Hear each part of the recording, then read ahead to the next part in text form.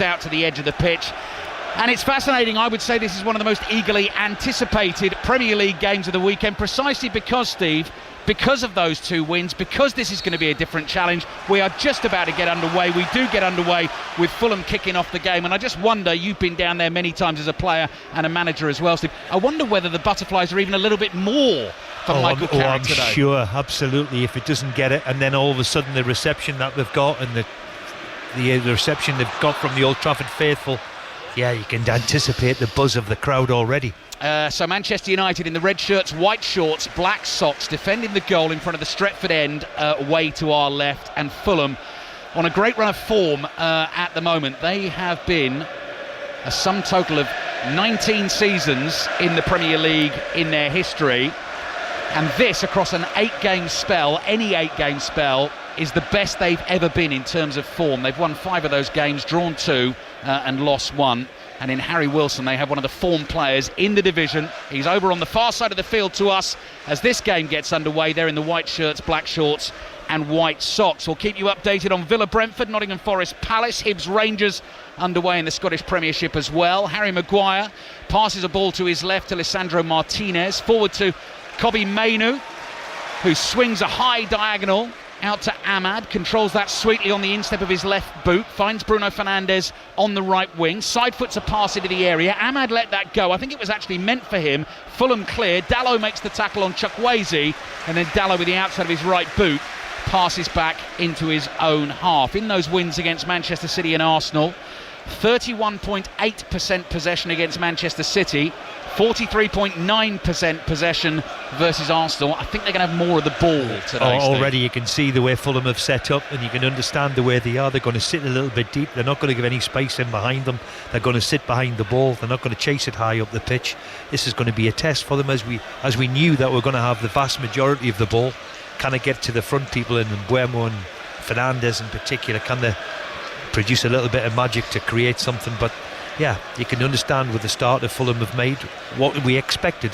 They're not going to make it easy for them, that's for sure. Anthony Robinson, the American international, passes down the left-hand side. Alex Iwobi's really enjoying a deeper role for Fulham at the moment, playing in central midfield alongside Sander Berge. Fulham with Anderson, their captain. He sweeps a pass out to the right. Timothy Castagna, still the starting right back. Kenny Tete is back from injury. He's on the bench. Oscar Bob, recently signed from Manchester City, is not involved this afternoon. The one change for Fulham sees Samuel Chukwueze, the young Nigerian international who scored in the win against Brighton last week. He starts wide on the left in place of Kevin, who drops to the bench. Mateus Cunha has come in for Manchester United, and that is because Patrick Dorgu is out injured. De Ligt is still missing injured at the moment as well, and Mason Mount not involved in the matchday squad today. Fulham playing a bit of keep ball. Harry Wilson gets a couple of touches. Low pass back to Joachim Andersen. So Manchester United have Senna Lomans in goal, Dalot, Maguire, Martinez, Shaw back 4, Casemiro and Mainoo in front of them,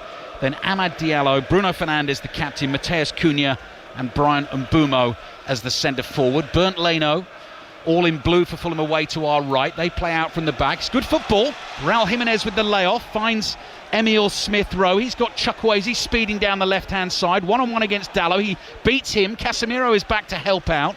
They bump shoulder to shoulder. The ball runs here to Anthony Robinson. Good skill. Takes him past Casemiro. High swinging cross to the far post. Is headed away by Shaw. Anderson will hit it on the half volley. That is miles off target. You can tell that by the reaction of the Manchester United fans. Had that been the right foot of Steve Bruce, could have been top corner, I reckon, I'm Steve. not too sure from 25 yards either. And it looked like a centre-back. I'm not going to be... Yeah, it looked a little bit far out for him, and he's woefully sliced it over the bar. Any typical centre-back, you would probably say. Yeah, yet to score in the Premier League. Well, you say that, Steve. I was looking back at your goal-scoring record for Manchester United, and in the 1990-91 season, we're talking pre-Premier League, you scored 19 goals in all competitions. I used to take a little few penalties. I ended up with penalties, how I take the penalties, I'm not so sure, and it should have been 20 actually. Mark Hughes nicked it off me in the cup final against Barcelona, so I should have been 20, but there you go. 20, what a season. Well, 19 some season anyway. Here's Amad Diallo onto the left foot, curling shot, and Leno palms it away with both hands. Wilson is back there, prods it back towards the dead ball line. Castagna clears, and that is the first really good chance of the game. It just opened up for Amad, and the stadium comes alive. Yeah, that one where everybody knows what he's going to do. Cut it in on his left foot and let it go, and nearly produced a goal. Great save. Mainoo's ball into the midfield, intercepted by Iwobi. He clips one forward. Jimenez can't control. Lomans comes racing out to the edge of his penalty area under no pressure and plays it forward to Maguire. So Bernd Leno's palms have already been warmed by that strike from Ahmad. He is the Fulham keeper, saved 2 penalties here last season in an FA Cup shootout in the 5th round that took Fulham through. They're attacking down the right with Jimenez. Iwobi stretches, controlled the ball but lost his balance. Martinez took his chance for Manchester United, and they bring it away inside their own half, and Luke Shaw comes dancing in field. Low pass across to Dalot. Dalot in the long-sleeved Manchester United shirt fires it forward to Ahmad. First goal in the 2 o'clock kickoffs in the Premier League this afternoon has come at the City ground. Lee Blakeman. Forest ahead, Forest 1, Crystal Palace 0. Long throw wasn't dealt with, fell to Morgan Gibbs-White, 9-10 yards out, drilled it into the bottom corner, Trent End, and Forest have an early lead. Forest 1, Palace 0. Long throws causing problems again, and Mbumo's back heel nearly found Cunha, cleared by Fulham. Neat into passing there, gets it back to Iwobi. Wilson's run from deep. I'm expecting the offside flag to go up. It doesn't yet. Wilson onto the ball inside the Manchester United penalty area, finds Chukwueze, chops onto his left foot. Good block there by Harry Maguire. Then the flag goes up. So the assistant referee was letting it play until the shot got blocked, but yes, offside. I think that's got to be arguably the worst rule that has ever been brought into here. I mean, we could clearly say from here he was offside. Why didn't give that first of all? Michael Carrick saying exactly the same thing down there. Let Steve, it go, and somebody's going to pick up an injury doing this sometime, but we could all clearly see he was offside. Fulham team then, Bernd Leno in goal, Castagna, Anderson, Jorge Cuenca, Anthony Robinson the back 4, Iwobi and Berger in central midfield, Harry Wilson, 4 goals in his last 5 games in all competitions, wide on the right. So Wilson against Shaw. It's going to be a great battle this afternoon. Smith Rowe in the number 10 role, Chukwueze on the left, and Raul Jimenez, who once upon a time was certainly linked with a move to Manchester United, could potentially have been a starting centre forward at this club. It's never come to pass. Now playing his football for Fulham. Wilson gets on the ball inside his own half. You can see the confidence that Fulham are playing with, certainly on the ball in this first half at Old Trafford. Become a little wrestling match over there between Shaw and Jimenez. Shaw wins it and passes back to Maguire. 7 minutes in, so Nottingham Forest 1-0 up against Crystal Palace. Villa 0, Brentford 0. Forest Palace, full commentary of that is on Sports Extra 2. Villa Brentford on Sports Extra. And here on 5 Live and BBC Sounds, Manchester United 0, Fulham 0. But it's been an encouraging start to the game. Harry Maguire's at walking pace, rolls the ball forward to Mainoo. Fulham stand off him. Passes to his right to Casemiro, threads it through the gap to find Bruno Fernandes. Ahmad's moving at speed, beats Robinson. Fans out of their seats as Ahmad crosses, wins Manchester United their first corner of the first half. Manchester United 0, Fulham 0. Good stuff from Ahmad. The first time he received it 2 minutes ago, he's cutting it on his left foot and bent one in the far corner. This all of a sudden he's gone, and he's added that to his game, I've felt, over the last few weeks. This little bit of where you can drag it on the outside, which makes him a big threat going both ways, sometimes on his right foot. So first set piece for Manchester United. The eye is already caught by the giant figure of Harry Maguire. It's Emile Smith-Rowe who's seemingly sort of up against him in his space at the moment. Both of them bouncing on the toes of their feet as Mbumo crosses deep. Headed down by Maguire, saved by Leno at the near post. And it's a comfortable, clean catch. And he comes sprinting out to the edge of the box. He rolls it past Martinez into the path of Jimenez. Jimenez forward to Wilson, just beyond the Welshman. And so Ahmad is able to get back and get onto the ball for Manchester United. So Bernd Leno's already been busy. Fulham won that FA Cup tie on penalties here last season. Season before that, they won a Premier League game here. They've only ever won 2 out of 18 Premier League games. Long ball over the top, finds Mbumo. Sliding challenge on him in the box, and Mbumo gets up. Leno makes the save. Manchester United appeal for a penalty. VAR, James Bell and the team will have a look at that. And Mbumo is still flat on his front in the 6-yard box. Steve, was he offside from a straight ball? Really, we're looking at that one, and it doesn't look as if he was. I'm sure they'll go to VAR and we'll find out. Jorge Cuenca is making that round shape with his hands, claiming that he took the ball. It was a slight miscontrol from Mbumo. We're watching the replay. I think he did get a right foot on ball. The risk he took was the challenge from behind there. Yeah, he got a slight nick on the ball, didn't he? What just got him out of trouble, but he was caught out with a long ball over the top of him, and Mbumo with a little bit of pace in behind has caused them a problem. So Manchester United 0, Fulham 0. Yes, 2 wins in 18 Premier League visits for Fulham. A longer ball over the top here. Smith Rowe will chase, can't get there, but Chukwueze's got pace, keeps this ball in play. Dallow's in front of him down by the byline. Pass is aimed for Harry Wilson. Ahmad speeds in, intercepts, chips the ball away up towards Fernandes, who just allows the challenger Berger to come over the top of him. Ball comes off Berger and goes out for a throw, and he's accidentally trodden on Bruno Fernandes' left boot, and Fernandes is unduly annoyed. He's not very happy. He's not at all, is he? He can't be taking off Bruno's boot, can he? How dare Come on, how dare he? How dare he? How dare he? Maybe it's just a real pain, actually. They're so tight-fitting now, Steve, to get it back on. I think somebody stood on his toe and he's not very happy about it. He's not. Being brutally honest. And Mbumo's slight miscontrol. There's the challenge again, Steve, just on the screen. Cuenca comes in, and I think definitely just gets a right toe on the ball. Right decision from the referee who was there or thereabouts, and the right decision. He got something on the ball, didn't he? Sander Berger's trying to apologise here to Bruno Fernandes, who's done his shoelaces up. The handshake was offered. Fernandes didn't take it. Not in a stroppy sense, but just having a little conversation there. Fernandes then tries to get into space to make himself available from the throw, and Berger moves forward and wins the header, and Fulham have the ball on the right with Castagna, and so Fulham in possession. Old Trafford falls silent for a little bit. So yes, 2 wins in 18 Premier League visits, and just 4 wins in 45 visits to Old Trafford all time for Fulham. Manchester United 0, Fulham 0. Latest race at Leopardstown. Dublin Chase underway. John Hunt. Yes, just approaching fence number 2 here, and given the heavy ground conditions, the pace is strong early here, Ali, with last year's winner Solness taking them along together with Madgeborough, with the former dual champion chaser from Cheltenham, Energumene, in 3rd place, and the current champion chaser Marine Nationale taking off his feet a little bit, back in 5th. Early days, heading towards fence number 3. Fulham continue to pass the ball around confidently inside their own half at Old Trafford. They've moved it across the halfway line. In the inside right channel is Raul Jimenez. Shaw gets a left foot on the ball. That's gone behind for a Fulham corner. Manchester United 0, Fulham 0. You can see that confidence, Steve, can't you, from Fulham? Oh, they're very, very confident. You can see they've got some good results, and you can understand why they've got the results in just the first 10-12 minutes, the way they've come and done their work here. I'm a little bit concerned about Cunha towards the left. I'm not so sure he understands the situation just yet, but he was caught there, for example. He's inside the pitch when maybe he should be outside, but we'll continue to look at that. Fulham corner, first one of the game for them, attacking that goal at the Stretford end. It will come in from the right. It could be struck by Iwobi with the right foot or Wilson with the left foot. Sander Berger is standing a couple of yards from the goal line. No real pressure on Lomans. They actually take it short here. Wilson to Iwobi and back to Wilson. Corner of the box. Stands this one up high to the far post. Nodded down. Oh, and Lomans makes a really important save with his right hand. It was nodded down and then flicked towards goal by Joachim Andersen, I think, who got that touch. And Lomans, reflex save with his right hand, tips it behind for a corner. Great save from the goalkeeper. It was interesting to see Man United have been caught. They've left 2 up the pitch, and I wonder if they're going to do it for this corner too. They've got Mbermo looking to see if he's going to go up the pitch, and that enables Fulham to take it short for the corner. Yeah, they've lined up again exactly the same way. I wouldn't be surprised if he takes it short again. Former Manchester United captain Steve Bruce with us on 5 Live here at Old Trafford. 13 minutes in, Manchester United 0, Fulham 0.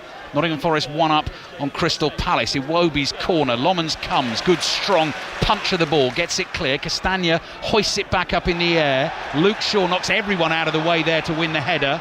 Gets it away to Ahmad. Wilson comes across, makes the tackle, and it goes out for a throw-in to Manchester United. Nothing better right. from a corner when the goalkeeper comes and smashes it and punches it 25 yards away. And don't see it often these days. And Shaw's determination as well there, Steve, just to take everyone with him wonderful header. And win that header. Right, let's get back to Leopardstown. The Dublin Chase, John Hunt.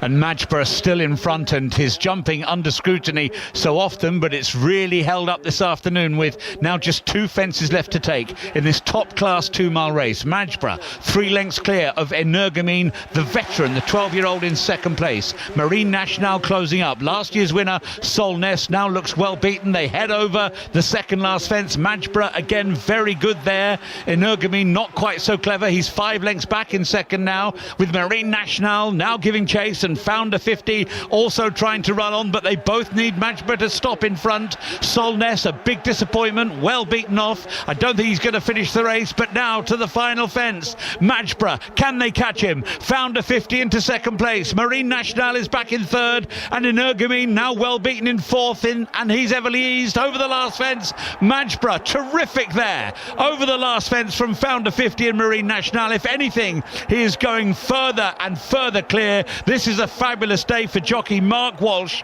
Matchborough, as I say, Ali, so often question marks over his jumping. He was electric today, and he's won the Dublin Chase for Willie Mullins, and he's won it by about 15 or 20 lengths. A photo second between Founder 50 and Marine Nationale.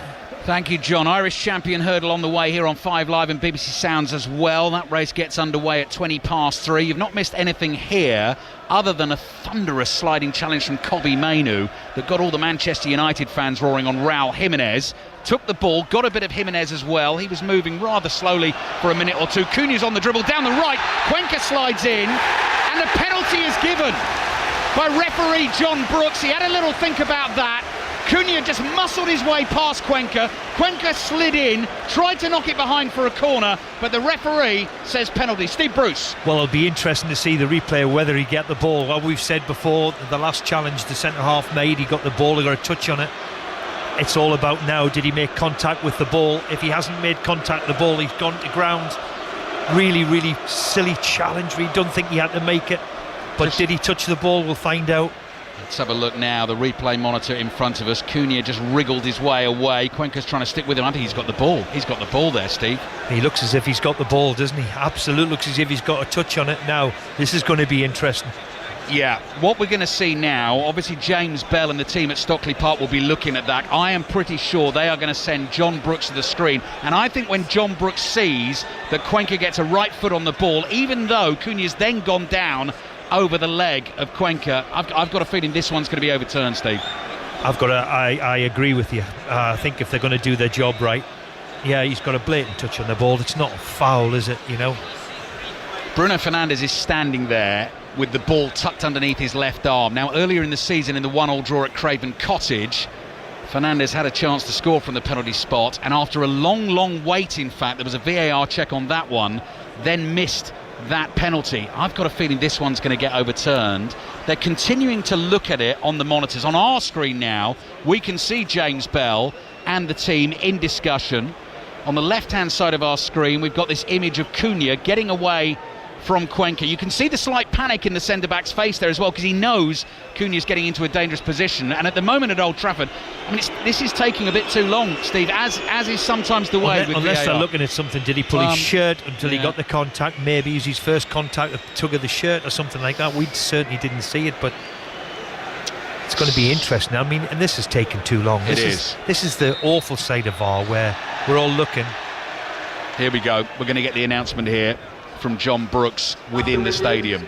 The Fulham 15 commits a holding offence outside the penalty area. The final decision is a free kick to Manchester United. So you were right, Steve. They've gone back. They've gone back before the tackle inside the box, which wasn't a penalty, but it's Cuenca's hold on Cunha outside the penalty area. Free kick, no penalty. So they were looking at something a little.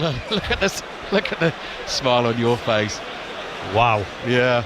Wow, I think everybody in the stadium now thinking, what on earth? Yeah, but it wasn't a penalty, though. No, it wasn't a penalty. No, it wasn't a penalty. No. So maybe the right result was a corner kick, maybe, but they've looked at this one and free kick, wriggled their way out of it. Free kick, Manchester United, which effectively becomes a short corner because it's right down by the byline on the right. Chukwueze is standing on the byline to prevent Bruno Fernandes trying to sneak one in at the near post. I've got a feeling this is going to come in. I was going to say at pace. No, he's floated one to the back stick. What a header! That is a towering header from Casemiro, who's got up high in the air, met the ball on the full, and smashed that past Bernd Leno into the top corner of the Fulham net. Manchester United 1, Fulham 0. What an absolute magnificent textbook header, up before anybody else, hung in the air a little bit and thumped it back where it came from. The classic textbook header right back into the far corner. What a start for Man U. and we're just considering that maybe had a penalty. They've scored from the short free kick, and a wonderful header from Casemiro. Yeah, he does get his fair share of goals, the Brazilian. At 5th of the season for Casemiro. We were in conversation, Steve, John Murray, Ian Dennis and I, on the Commentators View podcast this week about what a bullet header is and what a towering header is. I would argue that is not only a towering header, it's a bullet header as well. It's the classic. It's the classic if you're a big header of the ball. Look, he's up before anybody else, and he really thumps it with his header. The technique is there for everybody to see. And wonderful header. Classic textbook one. Absolutely right. And Steve Bruce scored plenty of those in his time for this club, Manchester United. So they've won their last 2 games. The derby against Manchester City, the 3-2 win at Arsenal last weekend. Now they are 1-0 up on Fulham. If they win this game today, they move back up to 4th in the Premier League table. Aston Villa 0, Brentford 0 at the moment. Nottingham Forest 1, Crystal Palace 0. And here Manchester United lead Fulham by a 1-0 through the Casemiro header. What's going on at Villa Park then? Mike Maine's watching this one. Not a great deal. It is 0-0. Played 20 minutes. Matty Cash and Kevin Schade is the focus of the attention. They're having a good battle down this near side. That said, Villa just broke Tammy Abraham in a race with Jordan Henderson. Poked it goal bound. Saved by the legs of Kelleher. Aston Villa 0, Brentford 0. Nottingham Forest, Crystal Palace. Lee Blakeman's watching this one. 1-0 to Palace. 1-0 to Forest rather. Palace with chances to equalise through a Lacroix header just over and a Munoz shot blocked inside the area. Down the other end, Gibbs White the goal scorer with the cross. Jesus couldn't quite get there on the stretch. Forest 1, Palace 0.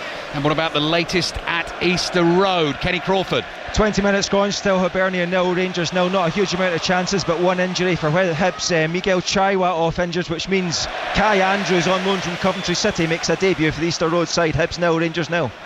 Can just see that in all the to-do around the penalty that wasn't a penalty, then the free kick and the goal, the Fulham manager Marco Silva has been booked. And it was a few years ago, I remember, FA Cup quarter-final, Fulham were leading 1-0.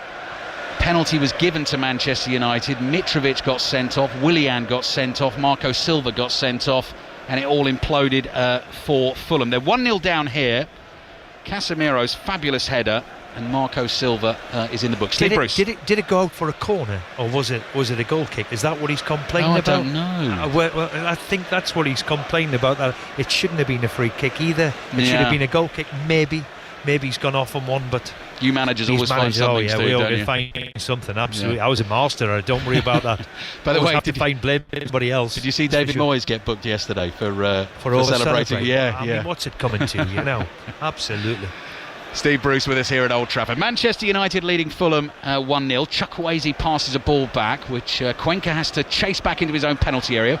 Passes to Robinson. He was under pressure there from the on-rushing Ahmad. He did well to evade him. Brings it away down the left. Manchester United get bodies around him, though. They've won the ball back. Fernandes just loans it to Ahmad. He wants it straight back. Cross comes in. Cuenca volleys it away on his left foot. And Chukwueze sees a chance to chase this. Maguire dominates that challenge against Jimenez.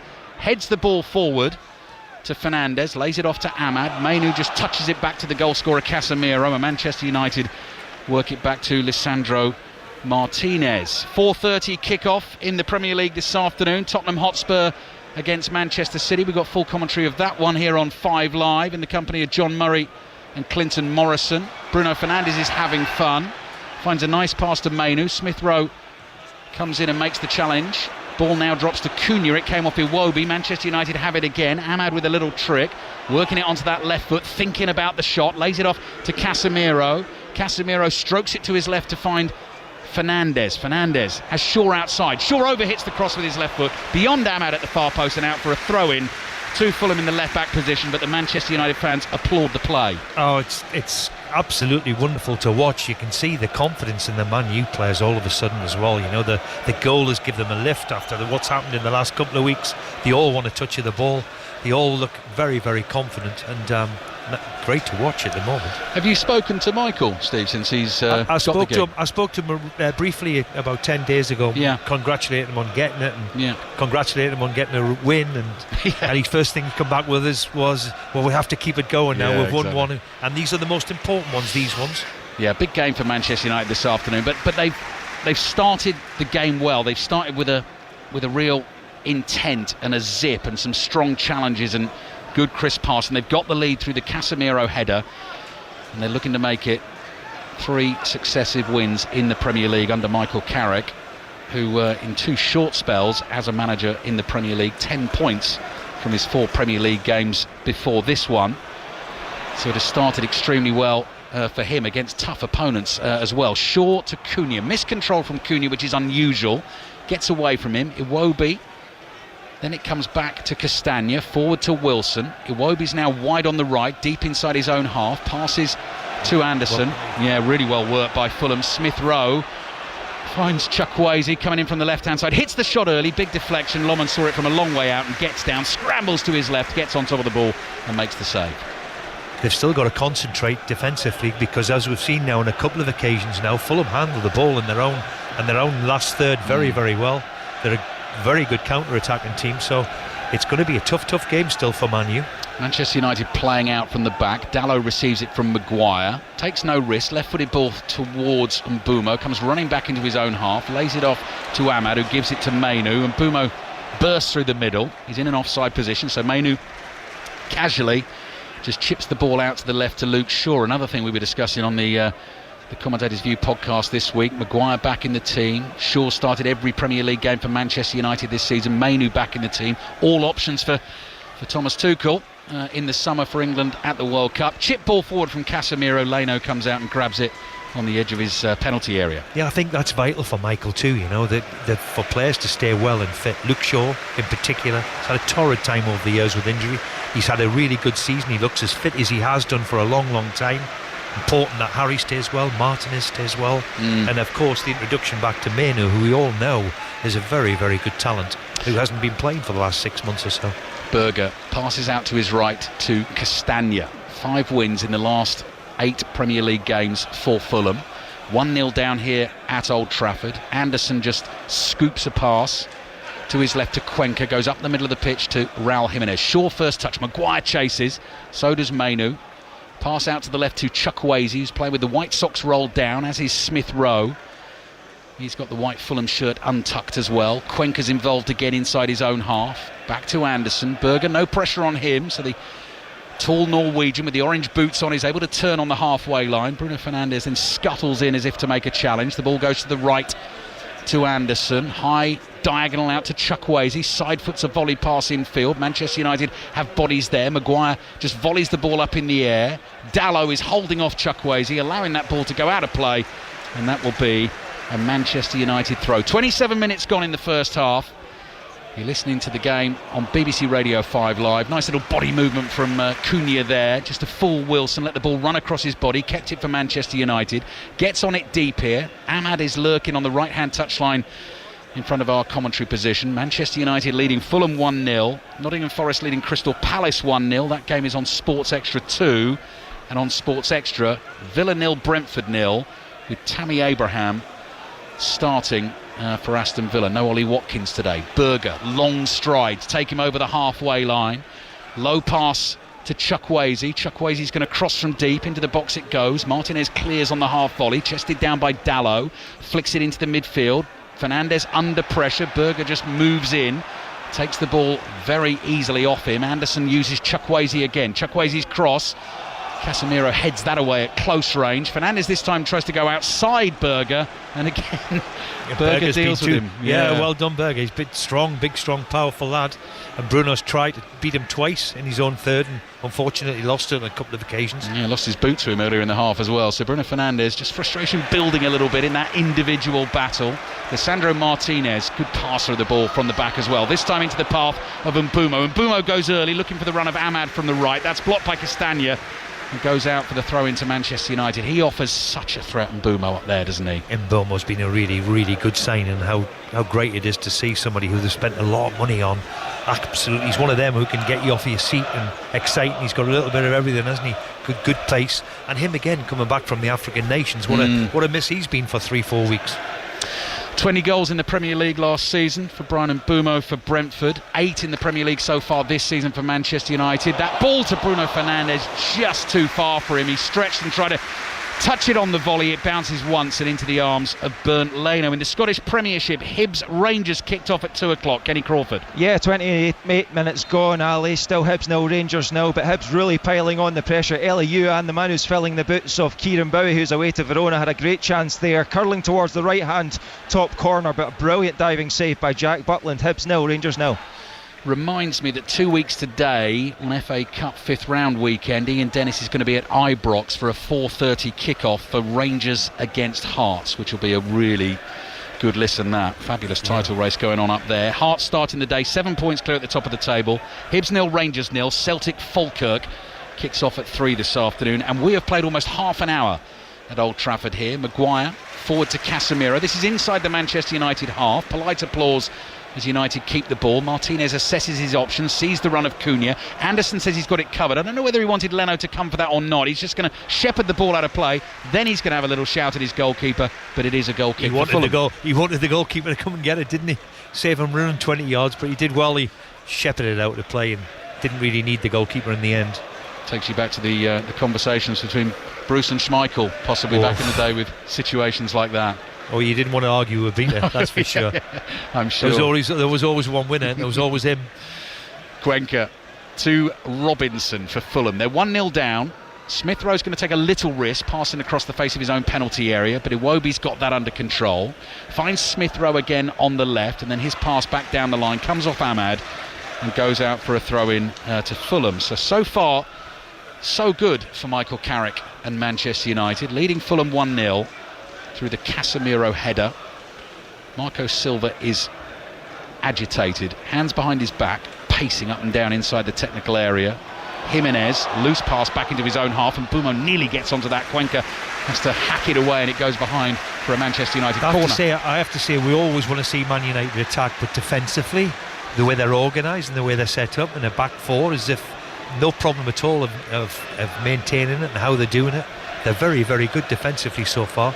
A shrewd signing by Michael Carroll, the boy Steve Holland, because I think that's his strength, and it's certainly showing that defensively they're rock solid at the moment. I can't think of how Fulham have had a shot just yet. And Bumo's going to take this corner for Manchester United. I'm looking for Maguire again, making a nuisance for himself at the far post, and Bumo's delivery curled in. Leno was nowhere near that. It's flicked across the goal and away. Bruno Fernandes collects it, back heel, not quite on the same wavelength as Martinez. Smith Rowe, this time back to Leno, one touch from the German keeper, and then thumps it clear with his right foot. High spinning ball, brilliantly taken down by Dalot there. Just cushioned it down on the laces of his right boot and passed it back to his goalkeeper Lommans, who's an increasingly assured presence between the sticks for Manchester United too. He's in gunmetal grey, his goalkeeping uniform this afternoon. There we see the confidence of the team. Dalot's pulled it out the air. Magnificent touch. Nice football from Manchester United down the right. Ahmad speeds onto a pass, and Bumo nearly let that slide out of play. Kept it in. Casemiro floats it forward. Bruno Fernandes had made the run, not enough on the pass to find him. Berger chests it down. Back to Anderson. Fulham comes sweeping forward. Iwobi running with the ball at his feet. Just chops back onto the right foot. Two Manchester United players go flying past him. Plays it out to the right to Castagna. Back to Iwobi again in the middle of the Manchester United half with 13 minutes remaining in the first half. Slides it forward to Wilson. Out it goes to Castagna. One touch, early cross into the far post. Chukwueze is lurking beyond that far post. Scoops it in the air. Back across goal. It drops loose inside the Manchester United area, and it runs to Ahmad.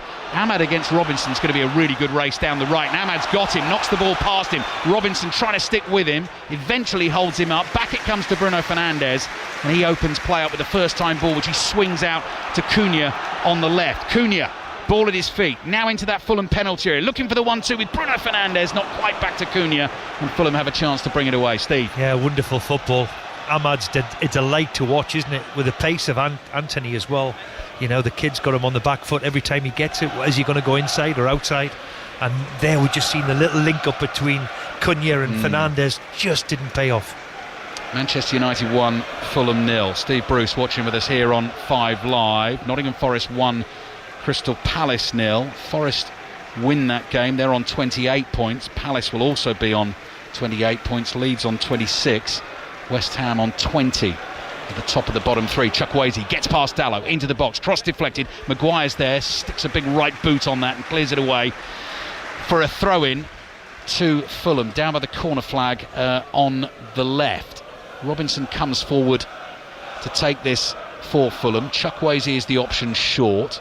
You've not got much of a run-up here at Manchester United to launch the long one, because there's a really steep slope around the pitch, which is about 3 yards from the edge of the touchline. So Robinson's going to go right back to the top of that slope and then lobs one in towards the near post, headed away by Dalot. Berger chases back, heads it back towards Castagna, under pressure from Ahmad, lobs it up in the air. Casemiro heads it away, comes back to the halfway line.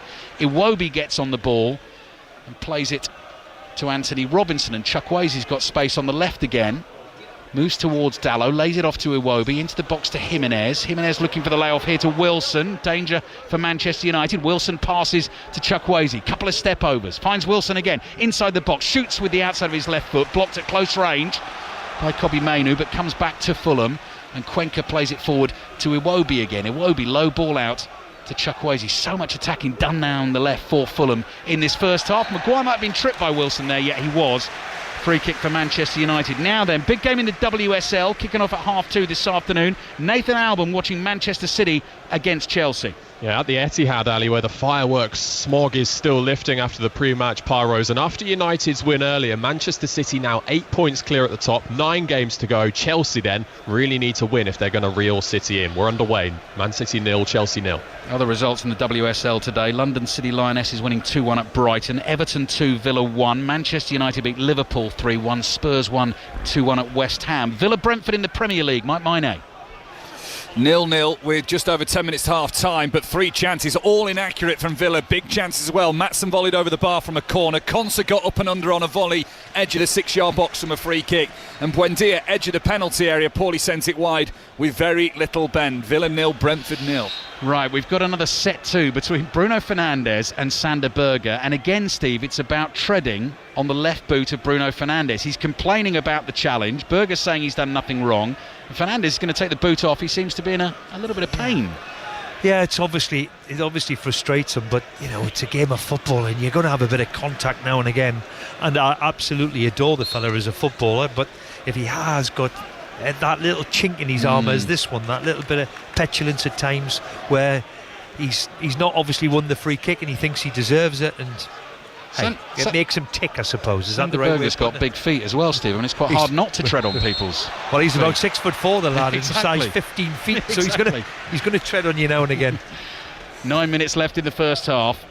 Manchester United 1, Fulham 0. Check out the Casemiro header on Match of the Day tonight, BBC One at 10:30, because he gets up so well, he meets it so well, it absolutely flew into the top corner. If you're going to teach anybody how to head the ball, you just look at that classic one from Casemiro. All the technique was there. Right, free kick. This will come from deep, from the right boot of Bruno Fernandes, which hasn't been trodden on in this first half. Whipped into the penalty area at pace. Maguire's down on the floor inside the box, complaining. Offside flag goes up. I'm not sure that was against Ahmad, actually. Ahmad received the ball on the right. Might have been someone else. Yeah, exactly. The assistant referee is pointing into the penalty area, so that is going to be a free kick for Fulham. Would he be interfering with play there? Well, that's a or good was point. it the first one? Was it the first one that crossed that? Maybe, Steve. Maybe the first one. Okay. Here's Iwobi. Iwobi has it for Fulham. Bruno Fernandes rushes in. Cuenca passes back to Bernd Leno, the goalkeeper. Cross to the right here to Joachim Andersen. Passes back into the 6-yard box. Fernandes still chasing for Manchester United. Robinson plays it forward. Wilson pops up in central midfield for Fulham. Out it comes to the left to Smith Rowe. He's got nowhere to go really here. Manchester United suffocating Fulham inside the 30 yards around their goal and penalty area, but they've done well, Fulham again. Passed it out to Anderson. He looks to get away down the right, and it's gone out in the end for a throw to Fulham. Taken quickly, back to Castagna. Castagna lets it run towards him, comes back to Leno again. They're still confident to take it in their own third. You can see the confidence of the team and understand why the 7th in the Premier League. They're a very, very decent outfit to watch. Well drilled, well coached, and very, very good in possession in their own third. Here's Berger, big foot in the centre circle for Fulham. Left-footed pass to Joachim Andersen, wide to the Belgian Castagna. Curling pass looking for Jimenez. Maguire's got it covered, just runs with Jimenez to make sure he can't get onto that. And the ball is back with the goalkeeper Lomans. Little 1-2 with Dalot. Jimenez comes towards Manchester United's goalkeeper, who clears with his right foot. Spinning ball, headed away by Cuenca. Falls nicely here for Smith Rowe. Robinson sees an opportunity to get on his bike and speed away down the left. Smith Rowe sees him. Cross comes into the box. Might break for Harry Wilson here. Casemiro stuck out a leg there, which Wilson avoided right on the edge of the penalty area. That could have been a risky challenge. Iwobi's line one up, 30 yards out. Low shot, Lomans down to his right, has it covered and makes the save. Steve Bruce. Yeah, good save by Lomans, and I've been very, very impressed. And the 3-4 times I've been to Old Trafford this year, he's grown in stature, the goalkeeper, and how important it is to see somebody as confident what he is. His handling's immaculate so far, and a really, really decent save down to his right-hand side. 23 years old, signed from Royal Antwerp at the start of the season. Here's Dalot on the right, passes forward towards Fernandes. It's not Berger this time who takes the ball off him, it's Cuenca. Cuenca gives it to Anderson. Berger and Bumo moves in. Played up to Smith Rowe, wide to Chukwueze. Thought about a first-time cross, controls it, heads for the byline. Cross is blocked by Dalot, and Fulham win themselves a corner. And Manchester United certainly know at 1-0 this game is far from done. And the conversation again continues here. Oh, they're arm in arm now, which is nice. Fernandes and Sander Berge. He doesn't like his toes being trod on, does he? Certainly doesn't. By big Sander Berge, that's for sure. No. Corner coming for Fulham. Manchester United this season, 8 draws in the Premier League, too many for them, and in 6 of those they have led in those games, and at home in recent games as well, when they've not been able to put teams away. Ali. Yeah. This is interesting, with Cunha left up the pitch on his own, just 1v1 be a defender. Interesting. High, chipped corner to the far post. Jimenez claims that should be another corner, but its ball's come off his right foot and it's gone behind for a goal kick to Manchester United. I heard this discussion yesterday actually, Steve, so I was listening to Ian Dennis and Paul Robinson, Leeds Arsenal who are so good at the set pieces, and talking about that idea as the defensive team of actually putting 2 or 3 up, so Arsenal can't have as many around your goalkeeper. Over the last few years in management, and when we've been facing a throw-in, I've always left 3 up the pitch from a throw-in, and asked the question then, and then put your goalkeeper on the spot to try and clear the area a little bit. And it's maybe one way of doing it, because it has become a big part of the game, which is always has been, and Man United lead because of a free kick. Lomans clears downfield. Cunha's one ahead of there, good one on towards Mbumo, who feels he was dragged back by Joachim Andersen. Referee John Brooks not only agrees, he says that's worthy of a yellow card for the centre-back for Fulham, and the free kick's in a really good attacking position for Manchester United. A great area. Anderson's just been caught by the pace of Mbumo and has to give away the foul, and he's took a yellow card for it as well. Probably the right decision when you see it. Got himself in an awkward position, he has, and had to make the free kick. Yeah, in terms of those points dropped by Manchester United in the recent home games, against West Ham they led, against Bournemouth I think they led 3 times possibly in that game, against Wolves as well, went 1-0 up and drew 1-1. They're 1-0 up here, 3 minutes left in the first half, great opportunity, and Casemiro has moved beyond everyone here and stands as a lone figure, just to distract at the moment. Then he comes back towards the attacking line, all the red shirts and white shirts jumbled up on the edge of the box. Bruno Fernandes delivers with his right foot, in swinger. Cunha jumps, tries to get a flick on the ball. Maguire's annoyed again because he feels he was knocked to the floor inside the box. That's happened on the last 2 attacking set pieces. Long clearance downfield, Dalot nearly miscontrolled that. The ball squirts out from under the studs and rolls to Bruno Fernandes. Yeah, always going back years, there's always been contact with set pieces when it cuts into when you put the ball into the area from free kicks or corners. There's a lot of bodies in that situation there. There must have been 18 people in the 18-yard box. And the thing now, Steve, is that they're looking at all of that, aren't they? If they really think there was something untoward in there, you know, they don't want to get over-involved VAR, but if there was something that they feel that the referee should act on, they will. They will act, but there's always the physicality is always going to happen. Always will do. And you want it, don't you? Iwobi finds Chukwueze, who suddenly popped up on the right-hand side. Sliding challenge on him by Bruno Fernandes, and the ball's gone behind for a goal kick. Fernandes is down hurt for a second here. What's happened at Villa Park, Mike Maine? Well, Brentford are down to 10. You remember I might have said that about Matty Cash and Kevin Schade having a good contest down this near side. Well, Cash slid in, sent the ball out for a throw-in. Those two tangled in the aftermath of that. And Kevin Schade is kicked out needlessly, putting his right studs into Matty Cash's stomach. There was no need for it. He's been shown a straight red. Villa bench not happy. Brentford players not happy. I think it's the right decision. 0-0, Brentford down to 10.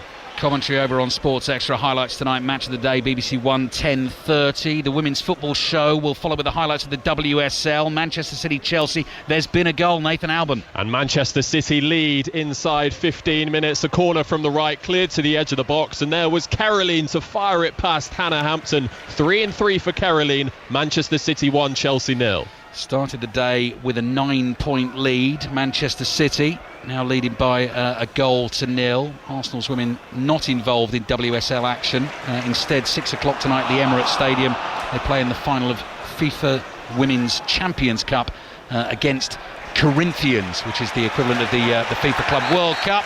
Foul on Mainu by Iwobi. Free kick, Manchester United. We are moving towards added time at the end of the first half. What have you made of the latest Manchester United performance under Michael Carrick, Steve? Well, they've done okay. I mean, there's nothing much in it, I have to say. Man United have arguably have had the slightly better of it, but you can see why Fulham have done so well over the last few weeks and why they sit 7th in the Premier League. It's a game. It's on an edge, isn't it? It is. 3 minutes of added time. End of the first half. Maguire's thumped that ball, but really accurately to Ahmad on the right, who controls it, wriggles infield, passes to Mainu, back to Dalot, wide to Mbumo on the right, looking for the run of Ahmad, nearly knocked that through the legs of Cuenca. It runs to Mbumo again, who's going to let that dribble across the touchline. Then he waves Dalot towards him to come and take this throw in an attacking position for Manchester United. Dalot picks the ball up, thinks about a quick one to Ahmad, decides to go for that option. Ahmad lets the ball run past him, passes back towards the halfway line to Lisandro Martinez, and actually Manchester United from that attacking position have come all the way back to Senna Lomans, the goalkeeper, who's 5 or 6 yards outside of his penalty area. Right, player sent off, Kevin Schade, in the game between Villa and Brentford. There's also been a red card now at the City ground. Lee Blakeman. Nico Williams has been sent off for making one of the saves of the season. Cross came in. It was Lerma with a powerful header, and Williams diving to his left saved the ball. It is going to be a penalty which Palace will take shortly. OK, Lee, back with you very shortly then. Chukwueze flicks the ball over Dalot. Maguire's back, leaps into the challenge, heads it away from Chukwueze, who goes tumbling, and out it goes for a throw into Fulham attacking position on the left-hand side. Beg your pardon, throw in to Manchester United, and the United fans love the commitment of Harry Maguire. Right, let's get back to the City ground, see what happens with the penalty. Lee. Ismail Assar to take it just along from where the Palace fans are housed. Stoppage time at the end of the first half. Forest leading 1-0. Slow run up, but Sarr puts it down the middle, and Palace are level right on half-time against 10-man Forest. It's 1-1. Commentary of that game on Sports Extra 2 if you want that for the second half. Villa Brentford's over on Sports Extra. Here on 5 Live, it's still Manchester United 1, Fulham 0. Lomans has made a couple of saves, but comfortable ones. Cross in, Smith Rowe's flicked header beyond the far post, and Dallow's able just to watch that ball bounce and go behind for the Manchester United goal kick. They're certainly asking a question or two of United, that's for sure. And Chukwueze down this left-hand side has seen a lot of the ball and offers a threat against Dalot. But United have defended well, and I have to say the commitment is there for everybody to see. And as much as they like exciting play here, they like to see a little commitment, like every other supporter. They win the game, Manchester United, today. They'll be up to 4th on 41 points. Manchester City and Villa both start today on 46. Villa currently 0-0 against Brentford. Back to Villa Park, Mike Maine. Man down, but a goal up. Aston Villa 0, Brentford 1. It's Dango Ouattara, left-hand side. Villa made a mess of it, really, on the long ball forward. It comes to Ouattara, who fires it across goal into the roof. The far side of the goal. It is Aston Villa 0, Brentford 1.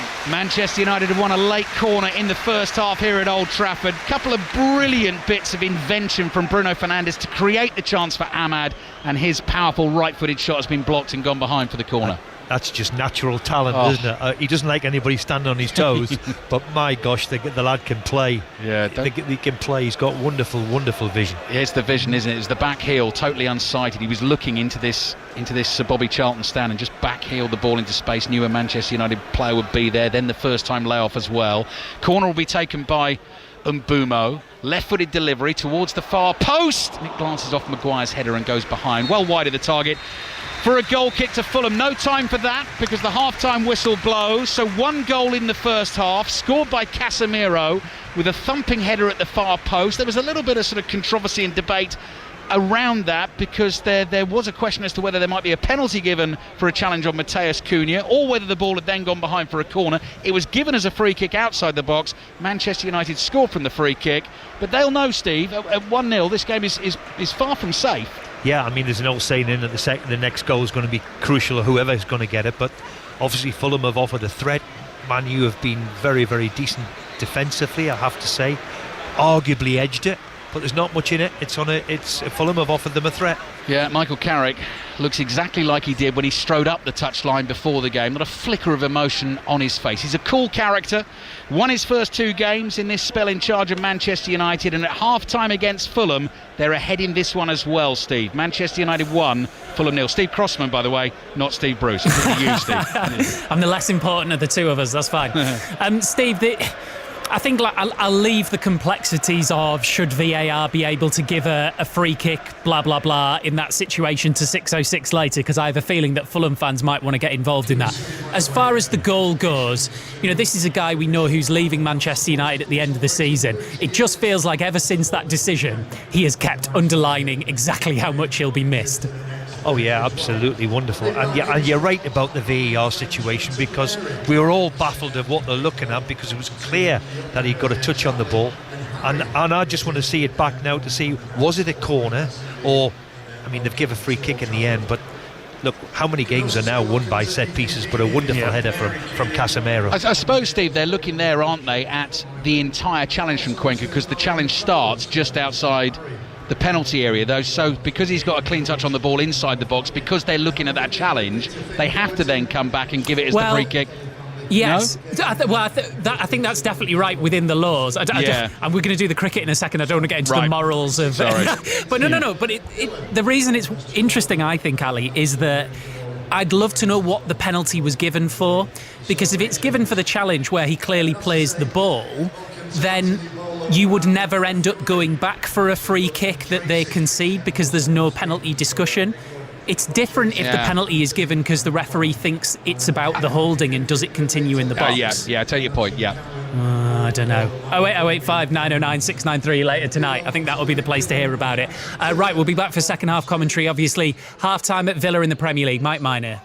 Aston Villa 0, 10-man Brentford 1. Dramatic end to the first half. Let's start with a sending off. Kevin Schade beaten to the ball by Matty Cash. In the aftermath of them tangling, Schade kicks out his right leg into the stomach of Matty Cash. Straight red card. Then the goal followed. Ouattara, right-hand side of the penalty area. In space, flies the ball across goal into the top left. Emiliano Martinez looked well out of position on that.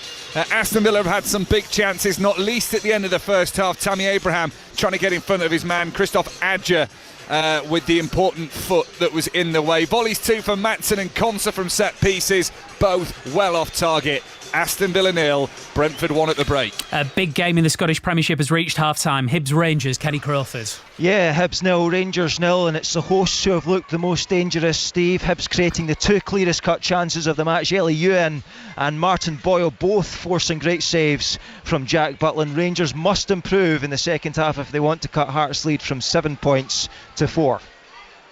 Half-time at Nottingham Forest in the Premier League. Lee Blakeman. Forest 1, Palace 1. Drama at the end of the half. Forest were leading 1-0 through Gibbs White and were in total control of the game. But then just before the break, Lerma with a header. Nico Williams on the line, kept it out with his hand. I said it at the time, it was a good save, but it was from outfield player, so it's a straight red card for him. Sarr took the penalty down the middle for 1-1. Forest were on top before that. Jesus with a couple of chances, couldn't take them. Gibbs White's been running the show, but Forest now have to play all of the second half with 10 men. Forest 1, Palace 1. Let's find out how England are getting on in the T20 in Sri Lanka. Kevin Howells. Well, it's going to be more of a difficult challenge for them in this run, Chase. Sri Lanka 159 for 4 after 17 overs. Say more difficult than it was on the first night on Friday. Sri Lanka is on 20 off 15. Rathanayake is on 23 from 12. He was dropped when he was on 12. In fact, Phil Solis just put down a very difficult chance, but perhaps you would have seen him take them before. So not the best from England in the field at the moment. Sri Lanka messed up middle order on Friday. Not so much this time. 160 for 4 in the 18th over.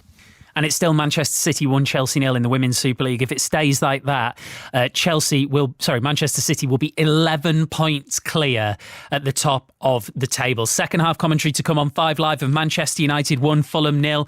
On Sports Extra 2 of Nottingham Forest 1, Crystal Palace 1. And on 5 Sports Extra of Villa 0, Brentford 1. On after the news on 5 Live with Stuart Clarkson. The voice of the UK. This is BBC Radio 5 Live. Documents released in the US suggest that 3 payments totalling $75,000 were made by Jeffrey Epstein to accounts associated with Peter Mandelson. They're part of the latest files published about the late sex offender. Lord Mandelson, who was a Labour MP at the time the payments were allegedly made in 2003 and 2004, said he had no recollection of receiving the money and has questioned the authenticity of the documents. Here's the Community Secretary, Steve Reid. The reason he was removed as ambassador to the US is because there were things he had not disclosed. Now, I don't know how far that lack of disclosure goes. I think he should answer questions about his own life, not me. The Slovakian government's national security advisor has resigned over his links to Epstein. Miroslav Lajčák is one of a number of figures around the world under pressure after the latest release of documents. Andrew Mountbatten-Windsor is also facing further questions after a lawyer told the BBC that a woman they represent was flown to the UK by Epstein to have a sexual encounter with the former prince. He's previously denied any wrongdoing. Iran's supreme leader Ayatollah Ali Khamenei has warned the US against attacking the country, saying it would set off a regional conflict. Officials from Tehran and Washington are currently negotiating in an attempt to avert conflict. Southampton General Hospital has cancelled all planned outpatients appointments today and restricted access to A&E after a fire early this morning. The hospital says no one was injured. More than 100 firefighters were on the scene earlier. And the Conservatives have chosen their candidate for the upcoming Gorton and Denton by-election. Charlotte Cadden is a former Greater Manchester police officer. You can see a list of the declared candidates on the BBC News website or app. 5 Live Sports. The Six Nations. Rugby's greatest championship returns. What a day of the Six Nations it's been.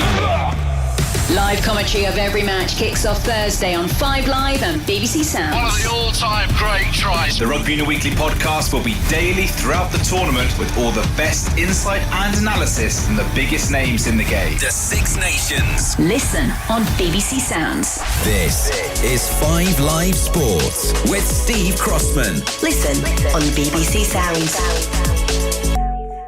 We'll be back to the football shortly. Tennis first. Carlos Alcaraz has become the youngest man to win all 4 Grand Slam titles. He's still only 22. He beat Novak Djokovic in this morning's Australian Open final and says it's a dream come true. A lot of people were talking about everything and having doubts about my level in this tournament. So, every year that I came here to Australia, I was thinking about getting the trophy. Couldn't happen. Couldn't go farther than quarterfinals. And coming this year, hungry for more, ambitious for getting the trophy, and being strong mentally enough to not hearing anything or any words from the people, and then just playing a good tennis in this tournament means a lot. Means the world to me, and it is a dream come true for me. Australian Open men's champion Carlos Alcaraz. Back to Leopardstown, main race of the day coming up at 3:20. The Irish champion hurdle, John Hunt. Yes, a wonderful race potentially here. Dominated in the build-up by 2 fantastic mares.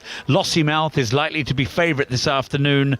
With brighter days ahead, her main opponent, they served up a tremendous treat at Christmas at the track. Be great if they could do that again today. Against them, Amsterdam, who is yet to fulfil his potentially still only 6, also representing Willie Mullins' yard. So too is the former top chaser El Fabiolo going hurdling once again now, and Poniros not to be forgotten from that stable as well, the shock winner of the Triumph Hurdle last year. As you say, Steve, the big one of the weekend, just 20 minutes away. And we'll be back with John for it. So half time in the Scottish Premiership, Hibs 0, Rangers 0. If it stays like that, Rangers will move up to 48 points. They'll still be 6 behind the leaders' Hearts. Celtic could have the opportunity to move above Rangers into second this afternoon. They've got a big game against Falkirk at Celtic Park. Jane Lewis. Yeah, absolutely no room for slip-ups, and that's already been acknowledged by the Celtic manager Martin O'Neill. Speaking pre-match, he says there's no margin for error as they chase down Hearts, but they come into this one of a positive result in the Europa League and in unbeaten form under O'Neill in his second spell as Celtic manager this season. Falkirk, though, are more than holding their own since their return to the top flight. They're 6th in the table and they come here fresh from a 4-1 win over Hibs last weekend. Dane Murray makes only his 3rd league start in defence for Celtic. He's in for the suspended Austin Trusty. Unsurprisingly, Falkirk's hat-trick hero from last weekend, Barney Stewart, who 18 months ago was playing his football for Heriot-Watt University, he keeps his place in the starting lineup. The teams are out. We'll get underway at 3 o'clock here, Celtic against Falkirk. Let's check in on that big game in the Women's Super League. Manchester City-Chelsea. Nathan Alban. Yeah, half hour in, Steve. Manchester City 1, Chelsea 0, and the Wanted were playing ahead of kickoff. But never mind chasing the sun, City well and truly chasing a first WSL title in a decade. Carolyn's goal has them ahead. Chelsea had an equaliser ruled out for offside. City 1, Chelsea 0. City going 11 points clear at the top as it stands. Other scores in the Women's Super League today. Full times. West Ham 1, Spurs 2, Everton 2, Villa 1, Brighton 1, London City Lionesses 2 and Manchester United 3, Liverpool 1. A result which has lifted United above Chelsea into second place in the Women's Super League. Once we're done with the games at Villa Park, Old Trafford and the City Ground, we'll be all back together here on 5 Live for Tottenham Hotspur versus Manchester City with Clinton Morrison and correspondent John Murray. Clinton, are you listening? I can hear you in the background chirping away. No, I'm just talking to John, innit? We're just having a nice conversation, that's all. I'm so sorry to interrupt you with the live radio, guys. Yeah, but listen, we're not meant to start till 4:30, but yeah, we'll come on for you to help you out. No worries. Oh, I appreciate you. Oh, wait, Crossy, is everyone still there? No, it's just me, Clinton. This is how it works on a Sunday. Is this your first week, or no? I was listening to you on the way down. I wanted to say, good show, mate. Very good show. Oh, well, that's very kind of you. Now I feel bad. Yeah, no, don't feel bad. Come on, that's me and you's relationship. Don't worry about that. Looking forward to this one, John. I mean, we, as you'll have heard earlier, that the interesting thing about Tottenham with their poor home record is this, ironically, is exactly the kind of fixture where they tend to look a bit better. Yep, we've been saying that, haven't we, Clinton, all season about Thomas Frank's Tottenham. The fact that, they do labour, don't they? But against opponents like this, who you would expect to dominate possession of the ball, that does seem to suit them a little better. Yeah, I totally agree with John. It's one of those games where they've got a good record against Man City. When you're not the favourites or the other team dominate possession, it's brilliant for Tottenham. And in particular, a Thomas Frank team who like to sit there and play on the counter-attack. I think this is a huge opportunity, as they say in management meetings, for Tottenham, because if they are able to win this match today off the back of Wednesday, winning in Germany, admittedly against a Frankfurt team that couldn't progress in the competition, but nevertheless they won that match. If they're able to win this one as well, right there, that's the best week that Thomas Frank's had in the job. And there isn't that long ago that people thought it might be his last week in the job, going back to before the Borussia Dortmund game, Clinton. So it's a mini revival, which will feel like a proper one if they win today. Yeah, you're right. But then they're still at Burnley last week. There's still away fans shouting like Thomas Frank out. So it's difficult. I think once the crowd go, and fair play to the hierarchy, because usually when the crowd starts wanting a manager out, evidently you lose the job. But I think they believe in him and they're sticking with him at the moment. But yeah, this is a big game, Crossy, and I think you're right. We'll quieten the noise until the next couple of games. But what I must say is this game plus the next 3 games are all tough for Tottenham. It's also, John, so big for Manchester City. It's a real nail-on-the-head game for them, isn't it? It doesn't sort of need too much context, too much looking into it. Because of how Arsenal looked, particularly yesterday, City have got to keep pace with them now. There is no opportunity, really, for them to slip up.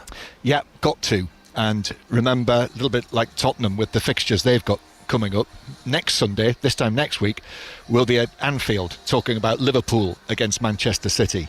And, this is the season that we are having, isn't it, in the Premier League, in that they were 13 matches unbeaten, and it looked as though things were all heading in the direction that probably most people expected, and then they hit that bump against Manchester United, lost in the Arctic Circle to Buda as well in the Champions League, which all affects confidence. Not scored in their last 2 away games in the Premier League, the 0-0 draw at Sunderland and the Manchester derby. So, okay, they've won the last couple of matches, but they are not firing. We'll have a lot more time, Clinton, to talk about Dominic Solanke before the game gets underway. We know he's going to be starting this afternoon. But everything now is through the lens of the World Cup in the summer. it's there for him and a couple of other players, but it's there for him if he can stay fit and stay on form. Yeah, definitely. What Thomas Tuchel, he'll know about all these English strikers. He's obviously got one, which is Harry Kane, and then the rest are all fighting. I think Ollie Watkins is the man in possession at the moment because he's got the advantage of being in squads and been in good form recently. But as you say, he's got a hamstring injury, so he misses this afternoon's game. But it's an opportunity for Solanke. Might come too soon for him because he's been out for a long time, but all he can keep doing is putting the ball in the back of the net, Crossy. Yeah, Jude Bellingham's got a hamstring injury today, I've just seen as well with Real Madrid, so we'll be there for full commentary at 4:30. Spurs Man City. Let's check back in on the cricket. Kevin. Well, no major changes here. Sri Lanka 180 for 4 now, 1 ball left to the 19th over. But the main cricket story really, I mean, obviously this match here we're talking about with Sri Lanka and England ahead of the World Cup T20 starts next weekend. Last weekend we were talking about the fact that Bangladesh had boycotted in the event, and there were some question marks of whether Pakistan would take part. Well, there's been a tweet from the Pakistan government on this issue. And this tweet now reads that the government of the Islamic Republic of Pakistan has granted approval for Pakistan to participate in the event. However, they shall not take to the field in the match against India, which is scheduled on the 15th of February. This was always going to be part, perhaps, of what they were going to say. Pakistan were the only country, as far as we're aware, to back Bangladesh over their decision to boycott the entire event. This is no doubt related. However, we've had no, at this stage, any response from the ICC, but it looks as though Pakistan-India will not take place as part of the World T20, which starts next weekend. OK, Kevin, thank you. Villa-Brentford, second half, 5 Sports Extra. Forest-Crystal Palace, Sports Extra 2. Well, we're back underway at Old Trafford. Ali? Yeah, 10-man Brentford 1 up at Villa. Nottingham Forest down to 10 men, 1-1 against Crystal Palace. Back underway here. Manchester United lead Fulham 1-0. Casemiro's header in the 19th minute under grey skies in Manchester here, and Fulham in the white shirts, black shorts, white socks, on a really good run of form at the moment, but 1-0 down against Manchester United. They will play from left to right in this second half as we look at it from our commentary position inside the Sir Bobby Charlton stand, and the Manchester United goalkeeper Senna Lomans has the ball at his feet inside his own penalty area, teases Raul Jimenez towards him and then picks that ball up. So it's Lomans in goal, Dalot, Maguire, Martinez and Shaw, Casemiro the goal scorer, and Kobbie Mainoo in central midfield, Ahmad, Fernandes and Cunha, with Brian Mbeumo as the centre forward. No Mason Mount today. Benjamin Sesko on the bench. Mainoo's on the ball. He's trodden on the ball and fallen over, but Bruno Fernandes picks up the running in the midfield, finds Cunha. Cunha stabs it out to the right-hand side. Another goal in the WSL. The leaders Manchester City at home to Chelsea. Nathan Alban. Manchester City have doubled their lead. Bunny Shaw, far too strong for a defender, and tucked it away at the near post despite slipping over in the process. Manchester City 2, Chelsea 0. Manchester United here in the red shirts, white shorts, black socks, attacking the Stretford end in the second half. Mainoo is on the ball. I've given you their team. Fulham is Leno in goal, Castagna, Anderson, Cuenca and Robinson, Iwobi and Berger in midfield. Berger's been having a bit of a running battle with Bruno Fernandes in the first half. Wilson, Smith Rowe, Chukwueze and Raul Jimenez as the centre forward. That was a darn good pie at half time. I was just going to say, how good was that? They might pull Old Trafford to bits and build a new stadium, but they must keep the pies, that's for sure. And by the way, I've eaten a few over the years, as you probably know. So but yeah, absolutely delicious. Always have been. Yeah. Ever since I've played here or whatever, a pie at half time. Can't absolutely beat it, marvellous. Can't beat it. Plenty that changes in football, but a half time pie.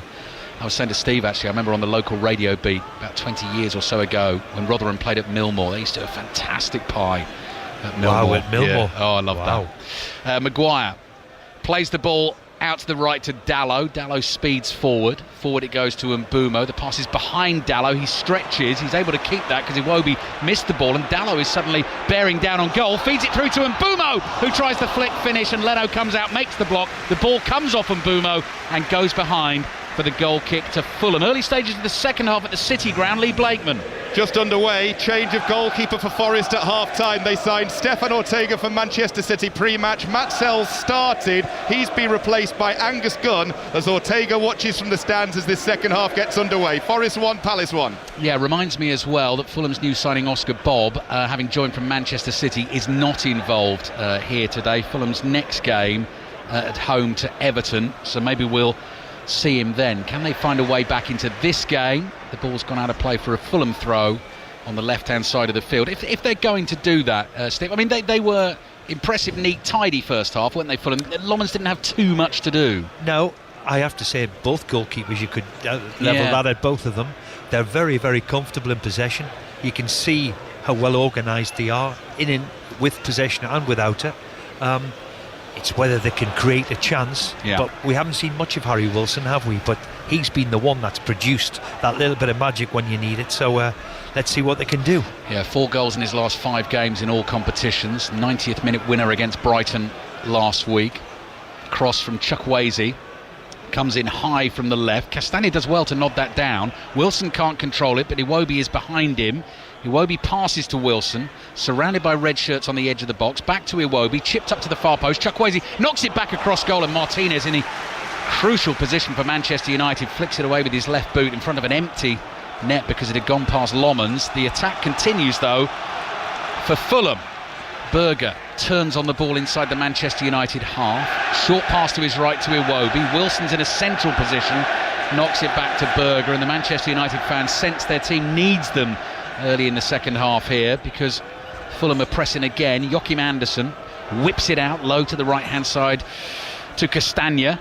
Castagna back to Iwobi. Iwobi slides a clever ball through to Wilson, takes it on the inside, dragged down on the edge of the box by Mainu. That'll be a free kick to Fulham. Let's quickly check in at Villa Park. Mike Maine.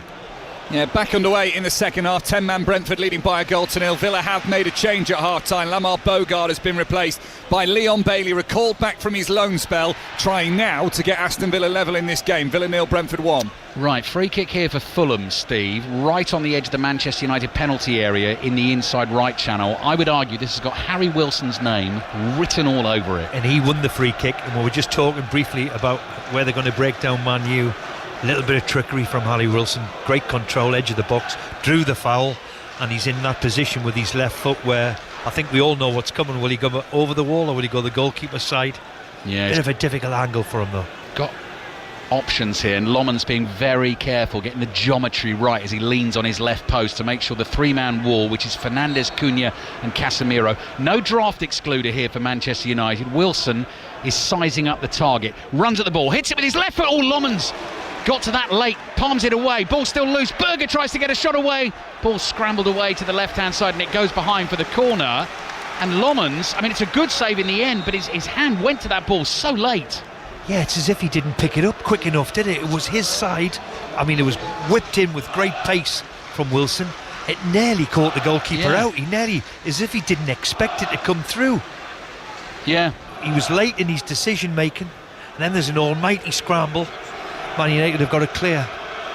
Got himself in the perfect position there, but almost seemed surprised by the sort of ferocity of the strike, but reacted brilliantly just in time to get 2 hands to it and keep the ball out. So Fulham have made a lively start to the second half. Wilson with the corner into the near post, looking for the Smith Rowe flick on. That is dealt with by Manchester United for now. Castagna, he's slipped Wilson. He was chasing that ball down the right. He's tapping his right arm as if there was a handball somewhere in there, but it's gone behind for a goal kick to Manchester United. 7 minutes gone, second half. Manchester United lead Fulham 1-0. Next goal, both sides, is going to be crucial, isn't it? How often do we say that? But you could just sense from... All right, straight to Villa Park. There's been a goal there. Mike Maine. Welcome back to Villa Park. Tammy Abraham, he scores initially. Jadon Sancho's shot palmed down by Kevin Kelleher, but straight into the path of Abraham, who couldn't miss. First time shot has Villa level. 3 minutes into the second half. Aston Villa 1, Brentford 1. Forest 1, Palace 1. Manchester United lead Fulham here 1-0.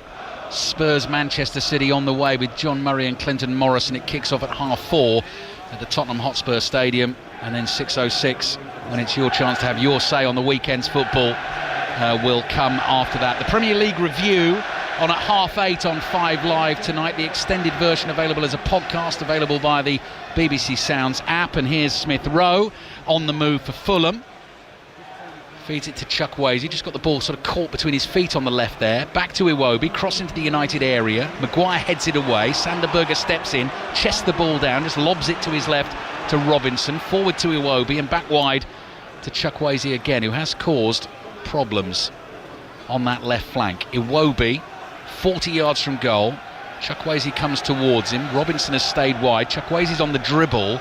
but he's moving away from goal inside the Manchester United half. Marco Silva is furiously pointing, jabbing his right forefinger forward as to where he wants that ball to go. It comes across to Iwobi again. Iwobi starts off on his own dribble, fires a pass low into Wilson. Not enough on that ball from Wilson, and Castagna thought he was in an offside position, so he let it go. It's run here to Cunha. Cunha, as if he's waiting for the flag to go up, steps 2 or 3 yards back from the ball, then hits a really strange lofted pass, which is chested down by Robinson. Smith Rowe finds Chukwueze. Chukwueze's lost it on the edge of the box, and Mainu is able to play out from deep, and this is where Manchester United will be dangerous in the second half. On the counter with the 1-0 lead, and Bumo collects it on the right-hand side. Ahmad makes the run beyond him. Ahmad gets it now on the right. Bruno Fernandes waiting in the middle if that ball comes. Comes back to Cunha, then Mainu. Mainu rolls it back to Dalot, forward to the edge of the box to Cunha, and the move has lost a little bit of zip, but it's still Manchester United attacking, and Bumo injects some pace. Across it comes to Bruno Fernandes, central position just outside the area. Now Casemiro prods it to his left to Luke Shaw, chased by Castagna, back towards the halfway line, and Martinez receives the pass. Oh, a lovely drop of the shoulder from Lisandro Martinez, beats one man, and then Mainu slides his right foot underneath that ball and floats a delicious pass out to Ahmad on the right. 1-2 between Ahmad and Dalot, but the Dalot pass forces Ahmad backwards. Across here to Casemiro, round the corner to Fernandes. Ahmad and Fernandes exchange a 1-2. Cunha pokes it into space on the right. Dalot onto his left foot.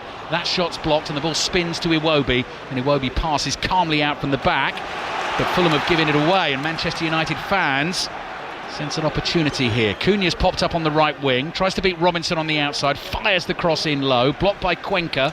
Chukwueze stabs it back here to Robinson. Hurried clearance with his right foot. Casemiro heads it to his right, and Manchester United come again. Mainu onto Casemiro. Casemiro slides it through. Cunha from the angle finds the back of the net. That was pure power. The shot burst through the hands of Bernd Leno, and Manchester United have a 2-goal cushion early in the second half. Manchester United 2, Fulham 0. Oh, what a wonderful goal. Great pass and a wonderful finish from Cunha, who's on the angle and hits it right above the goalkeeper. The goalkeeper will be looking, thinking, can I have got my arms up there quicker? But the way it went in, the power, great goal from Man United. Great pass to start with. I think it was Casemiro who made the pass. Wonderful finish from Cunha. Manchester United fans loving life under Michael Carrick at the moment. The manager is still relatively unmoved, but his team now have a 2-0 lead. They're heading fourth in the Premier League table. And there, Steve, they just kept coming, didn't they? You know, Fulham cleared, couldn't get it away. They came again, couldn't find a way through, went back and eventually found the space. A bit of confidence. The goal found a pass. This pass here, is it Casemiro? Yeah, he's onside. It is Casemiro. But what a finish. From somebody who's supposed to be playing down the left-hand side. He's received it in an inside right position. Little disguise from Casemiro.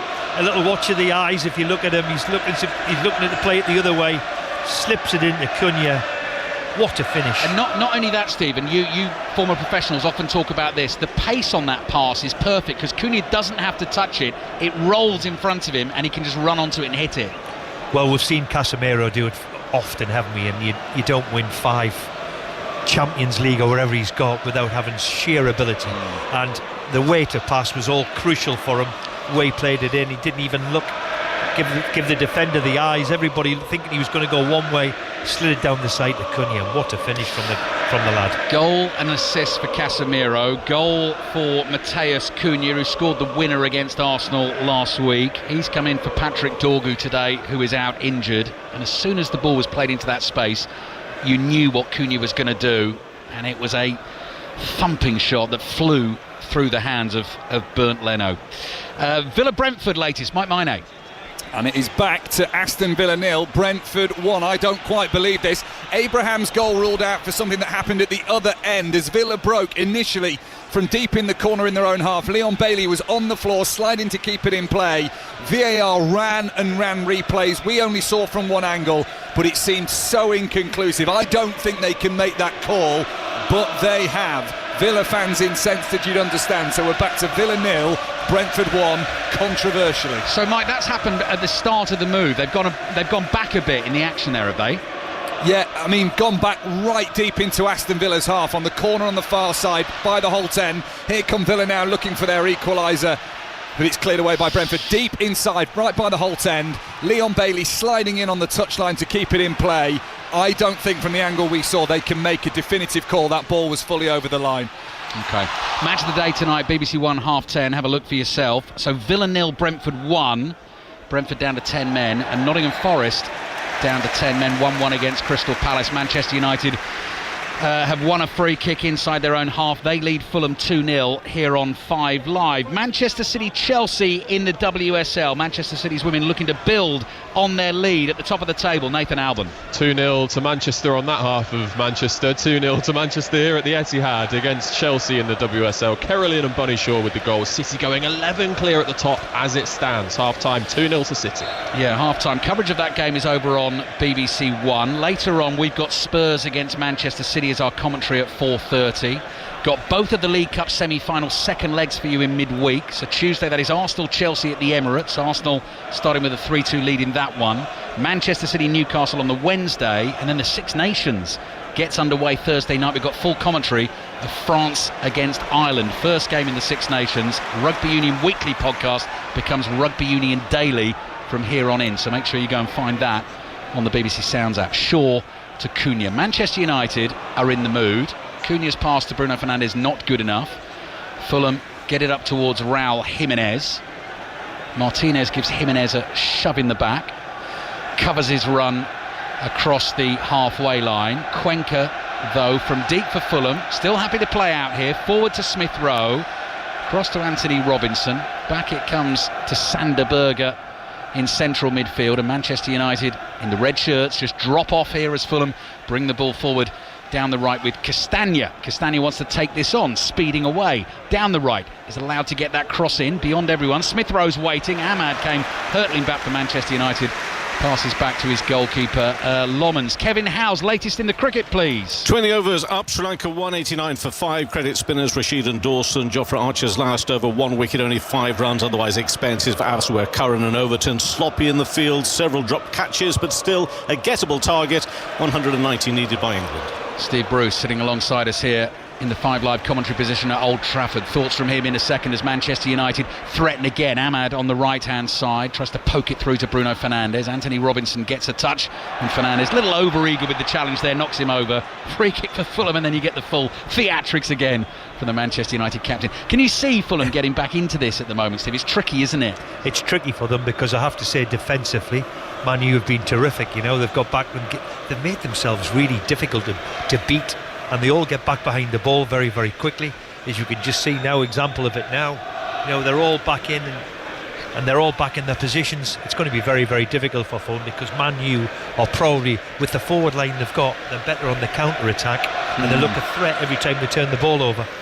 It's going Manchester United's way at the moment. In the Scottish Premiership, no goals as yet. Hibs Rangers or Celtic Falkirk, which kicked off at 3 o'clock this afternoon. Hearts won their game yesterday, so started the day with a 7-point lead.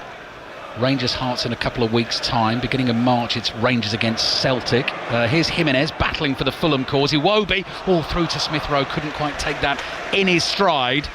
Gets away from him, runs through to Senna Lomans. The Irish champion hurdle underway at Leopardstown. John Hunt. Yes, over 2 miles here. They've taken the first of 8 flights of hurdles, Ali, and it's El Fabiolo who leads. One of 4 runners in the race, trained by Willie Mullins. His favourite, Lossiemouth, is in 3rd place. She is directly behind her biggest threat today, Brighter Days Ahead, who settles in 2nd. The champion hurdle at Leopardstown is underway. Thank you, John. Back with you shortly. 17 minutes gone in the second half at Old Trafford, and Bumo, as he falls to the floor, hits a pass forward into the Fulham half, and it goes out for a throw-in to the away team. They're 2-0 down. They've only lost 1 of their last 8 games. They've got to somehow try and find a way back into this one. Sander Berge is on the ball, just strolling inside his own half. Alex Iwobi goes shuffling across the halfway line. It comes across to Joachim Andersen. Andersen passes back to Leno, the goalkeeper, who just pushes it forward to Cuenca. Manchester United stand off here until Cuenca gets to the halfway line. Then it comes across to Andersen, wide to Castagna. Iwobi's made a run down the right. Castagna's going to take it infield, tripped by Mbumo. Free kick for Fulham, which they take quickly. Sander Berge is waving Cuenca up. He wants Cuenca alongside him here as he plays that pass to his left. Cuenca is there, finds Robinson, Robinson makes a diagonal run forward. Berger to Smith Rowe. Smith Rowe tries a little shuffle here. Good dribble up towards the edge of the box. He's down. Free kick Fulham just outside the penalty area. Dangerous position. They've given a free kick away there. Patient play by Fulham, you have to say, and a poor free kick for Man United to give away. Really don't think they have to make that challenge, and they've drew a free kick at the right important time, right on the edge. And we talked about Harry Wilson, haven't we? Yeah, they need something, don't they, Steve, here from someone like, there was a little spark there from Smith Rowe. It's going to need one of those special players to do something for Fulham here, to give them belief, to get them back into this game. Smith Rowe's just dropped his shoulder and bought a foul, as we say, and just in a dangerous position, ideal position for Harry Wilson. He can go both ways, go over the wall or to the goalkeeper's left. Yeah, Harry Wilson with the left foot, or Raul Jimenez, who looks very purposeful here, who's standing to the left of the ball, short-sleeved white Fulham shirt with the black gloves on his hands on hips at the moment. Referee John Brooks is just sorting the wall out because Fulham have constructed a wall of their own a couple of yards ahead of the Manchester United wall. Brian Mbeumo's in that relaxed chaise longue position in the draft excluder role behind the Manchester United wall. Wilson dummies to hit it. Jimenez does hit it straight into the wall. Chance here for Chukwueze, might run. Cuenca finishes from close range, and Fulham have a goal back, and the offside flag stays down. That was a scruffy one. Fulham won't care. Manchester United 2, Fulham 1. Let's take you back to the Dublin Festival at Leopardstown, the Irish champion hurdle. And at the moment, brighter days ahead has come down towards the second last with a narrow lead from El Fabiolo and Lossiemouth in behind them on the outside. Amsterdam is back in fourth place, and then a gap to Ponyross, and the big two, the Great Mares, now go on. Brighter days ahead strides on from Lossiemouth. Lossiemouth's jumping has been a little bit suspect this afternoon. Amsterdam is creeping into the race in third, but needs these two ahead of her to stop as they come down towards the last flight. Brighter days ahead. Lossiemouth is trying to close. Amsterdam now cannot close any further. Down they come then to the closing stages, and the final flight now at it. Brighter days ahead. Oh, she jumped it well. Lossiemouth once again a bit untidy. That's probably sealed her fate. She'll battle all the way to the line, but not good enough, and it's a big day for trainer Gordon Elliott. Jack Kennedy on board. Brighter days ahead has won the Irish champion hurdle from Lossiemouth as Ponyross gets up for third place. Thank you, John. The game is yet to get back underway at Old Trafford because, Steve Bruce, they are checking a possible offside here. The free kick into the wall. Chukwueze then hits a shot which gets deflected, and it's Cuenca who sticks it away, and it's whether Cuenca's offside. It's whether Cuenca's offside. I mean, all of the Man United boys appeal which you would expect. Is he offside? Again, we're looking at VAR to make this decision. They're looking at different phases here. So there's the initial strike here from Raul Jimenez, and Cuenca is definitely running for an onside position, but actually on the far side there was Chukwueze in an offside position. So on the advertising hoardings all the way around Old Trafford here, it just says VAR checking goal. That is what we're waiting for. Mateus Cunha, I can see, has come over to the side of the pitch here. He's in conversation with Michael Carrick, but has sort of taken himself away from the rest of the action. And right now, back at Stockley Park, the lines will be there. They'll just be checking whether it's onside or offside. And if it's onside, Jorge Cuenca gets his first ever goal for Fulham. I think this is where all footballers, supporters and all of us who love the game, I think this has gone on too long. And you know, if you're splitting people by an inch or things like that, it should be a goal. Simple as that, you know. It should be clear in daylight and make it a little bit more obvious than it is at the moment. Because that's Arsene Wenger's suggestion, isn't it, Steve, to change it for that? Change it to that. Where there's got to be daylight. Otherwise, we give it to the attacking team. Yeah, we're hanging around here at Old Trafford, waiting to see whether Fulham have got themselves back in the game. We're midway through the second half. Over on Sports Extra, it's Villa Brentford. Big VAR call in that game to disallow a Villa goal, which Tammy Abraham scored, but it's Villa 0, Brentford 1. The goal didn't stand. Forest 1, Palace 1 is over on Sports Extra 2. Celtic Falkirk, let's get an update on that one while we wait for VAR to make the final decision on whether this Fulham goal is going to stand or not. Jane Lewis. Well, it's 0-0 here, but both teams have had pretty good chances to open the scoring, it has to be said. The first came by the way of Falkirk. Brilliant save by Kasper Schmeichel. Lovely ball in. Barney Stewart, who was last weekend's hat-trick hero for Falkirk, his header at close range was brilliantly saved by Schmeichel. And then just a few minutes ago, Yang raced forward, bearing down on goal, but again again it was a good save by Scott Bain, formerly of Celtic, now in goal for Falkirk. He palmed away that effort. So a couple of chances for both sides, but it's still 0-0. Right, huge draw at Old Trafford. That'll tell you the Fulham goal doesn't stand. It remains 2-0.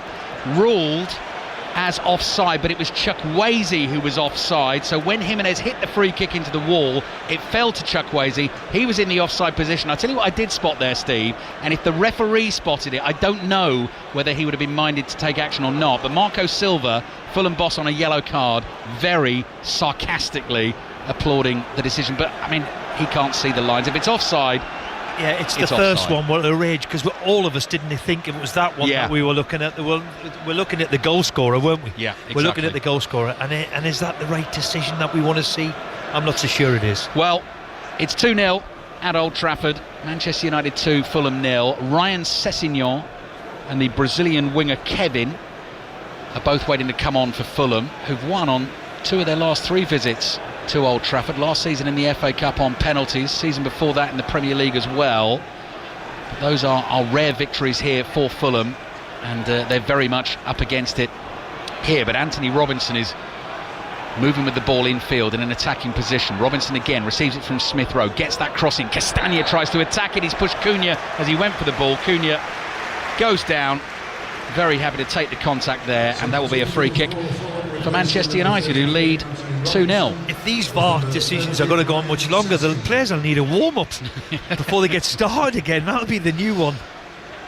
Fitness coach will be on the pitch giving them a warm-up. Yeah, well, there have been situations where it's gone on and on and on.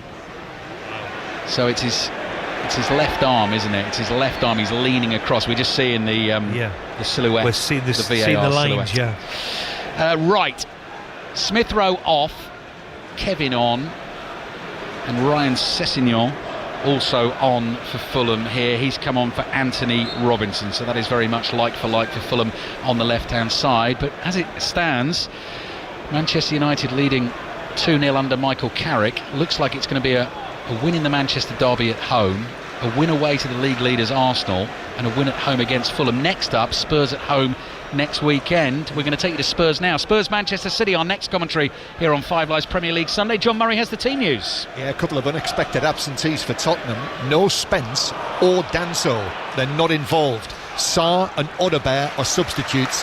So that's 4 changes from Germany in midweek, with Solanke, Gallagher, Basuma all in, as is Dragosine for his first start of the season.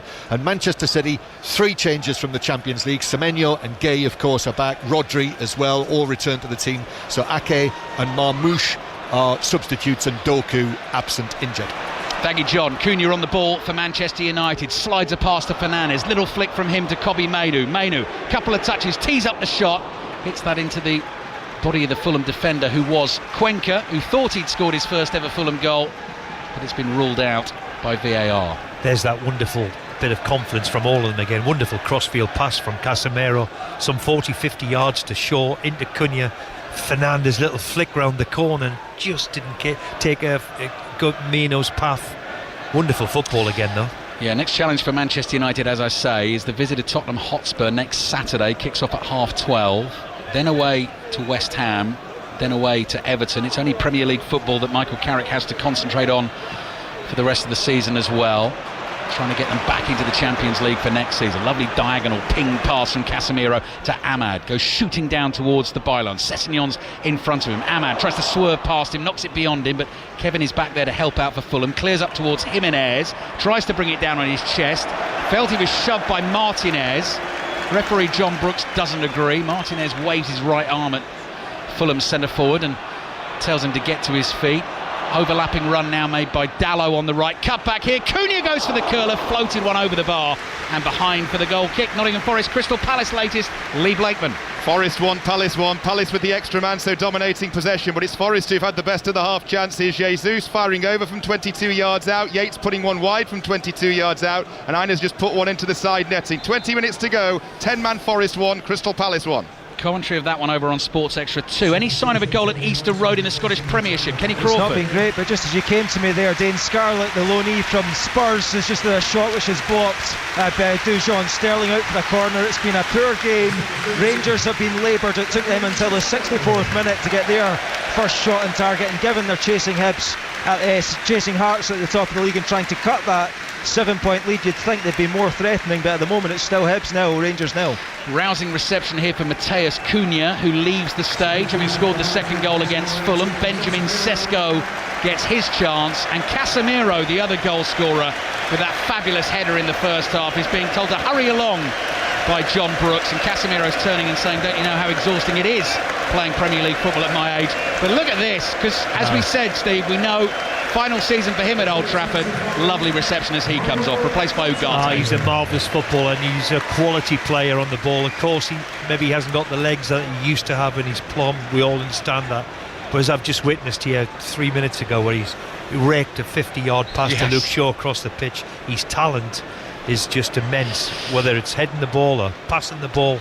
Just being a fabulous football player. Yeah, Michael Carrick gave him a big cuddle on the side of the pitch as he came off, and he's got that sort of angelic look to him, Casemiro, the chubby cheeks for the Brazilian. He's off now. Manchester United lead 2-0, looking for a third. Crossing, Sesko's header hits the post, gets a second chance, heads it high, and it lands on the roof of the net and goes behind. That should have been 3-0. And that's what he needs. He needs to score something like that, and hopefully then it'll open up for him a little bit, you know.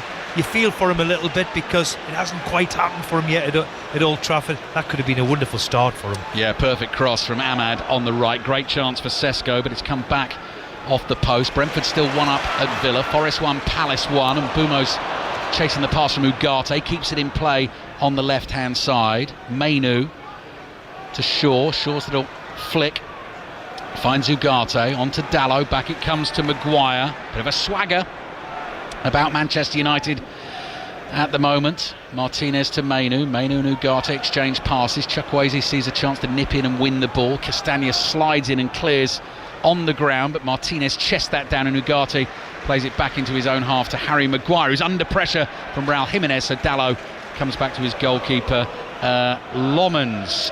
Where are we heading to next? Are we going to Villa or Nottingham Forest? We're going to Villa, Mike Maino. Yeah, where it is largely all Villa. Quaveen Kelleher with a couple of important saves. Villa delaying their shots at times, and that's frustrating the home fans when they think they've got a route through to goal. Igor Thiago's just hit his standing leg as well with a flick. And PL Match Centre have tweeted about that controversial VAR decision. Their announcement on field with the referee, Tim Robinson, was the ball was factually out of play. Make your own mind up as you say. Match of the day tonight. Villa 0, Brentford 1. 10:30 BBC One, factually out of play. Fernandes outside of his right foot. Steve Bruce shaking his head here, away to my right. Ahmad on the turn, wide on the right for Manchester United, who are trying to cruise towards the finish line here. And then it'll be on to Spurs next week. And you know, we were saying before this game, Steve, OK, you know, 2 fabulous performances in games where maybe we didn't expect quite as much. Today, the expectation was there. They played well today, Manchester United. They've played well. I mean, there could have been quite easily 3-0 up there, and there would have been a really, really difficult 15 minutes for Fulham. So, and what it does, the advantage of Michael has all week now is he's got all week to now prepare them for Tottenham, where others are playing in FA Cups and League Cups. Yeah. You know, they've only got the Premier League to worry about. Sessegnon, good strength on the ball, holds off Ugarte, wide here to Kevin up against Dalot, tries to beat him on the inside. Dalot watches the ball carefully, gets a foot on it, knocks it behind for a Fulham corner. 13 minutes left plus added time in this game. Manchester United leading 2-0. So Brentford down to 10 men but still 1 up at Villa. Forest 1, Palace 1, Spurs Manchester City on the way. And this time next week, our double header for you on 5 Live Premier League Sunday will be Brighton Palace at 2 o'clock, Liverpool Manchester City kicking off at 4:30. Corner for Fulham. Can they find a way back into the game? Iwobi with his right foot from the left, curling one to the back post. Lomans does well, comes through a whole host of bodies there to punch it away. Chukwueze's miscued with his pass. That would have been a foul on Sesko if Sessegnon had got him. Second challenge on Sesko is a foul. Free kick for Manchester United, and Sesko gets the applause and the high fives from his teammates. In the WSL, another goal in the game between Manchester City and Chelsea. Nathan Albon. Right at the start of the second half, Manchester City have gone 3-0 up. Carolyn dribbling from inside her own half right the way into the 18-yard box and then dinks the ball over England's Hannah Hampton. Manchester City 3, Chelsea 0. Statement performance, statement win it looks like it's going to be from Manchester City. Coverage of that game is over on BBC One. Fulham were making another change there, were they? Just as we were listening to Nathan there. They have Kearney is on for Chukwueze for Fulham, who trail 2-0, and Burmo's trying to keep a ball in play inside the Fulham half on the left for Manchester United. So he's now wide left, Ahmad on the right, Sesko through the middle, and Bruno Fernandes remains in that number 10 role. Sesko chasing this ball down inside the Fulham penalty area, but they get it back to Leno. Across it comes to Cuenca. Jorge Cuenca passes forward to Berger. Berger finds Kearney in space, still inside the Fulham half. Across to Sessegnon on the left. Back it comes to the edge of the penalty area. Joachim Andersen receives that pass, strides forward a couple of yards, then plays to Berger. Berger has Cuenca to his left. Cuenca bringing the ball up to the halfway line. Forward pass is headed away, stooping down by Lisandro Martinez. First goal of the game at Celtic Park. Jane Lewis. Yeah, it's gone away for home side. It's Celtic 1, Falkirk 0. It's new signings Thomas Chavanchara, who has got his debut goal for Celtic here. The fans are absolutely applauding him, and it's a big goal for Celtic, given what's at stake here in terms of the title race, and it's put them ahead. They lead by 1-0.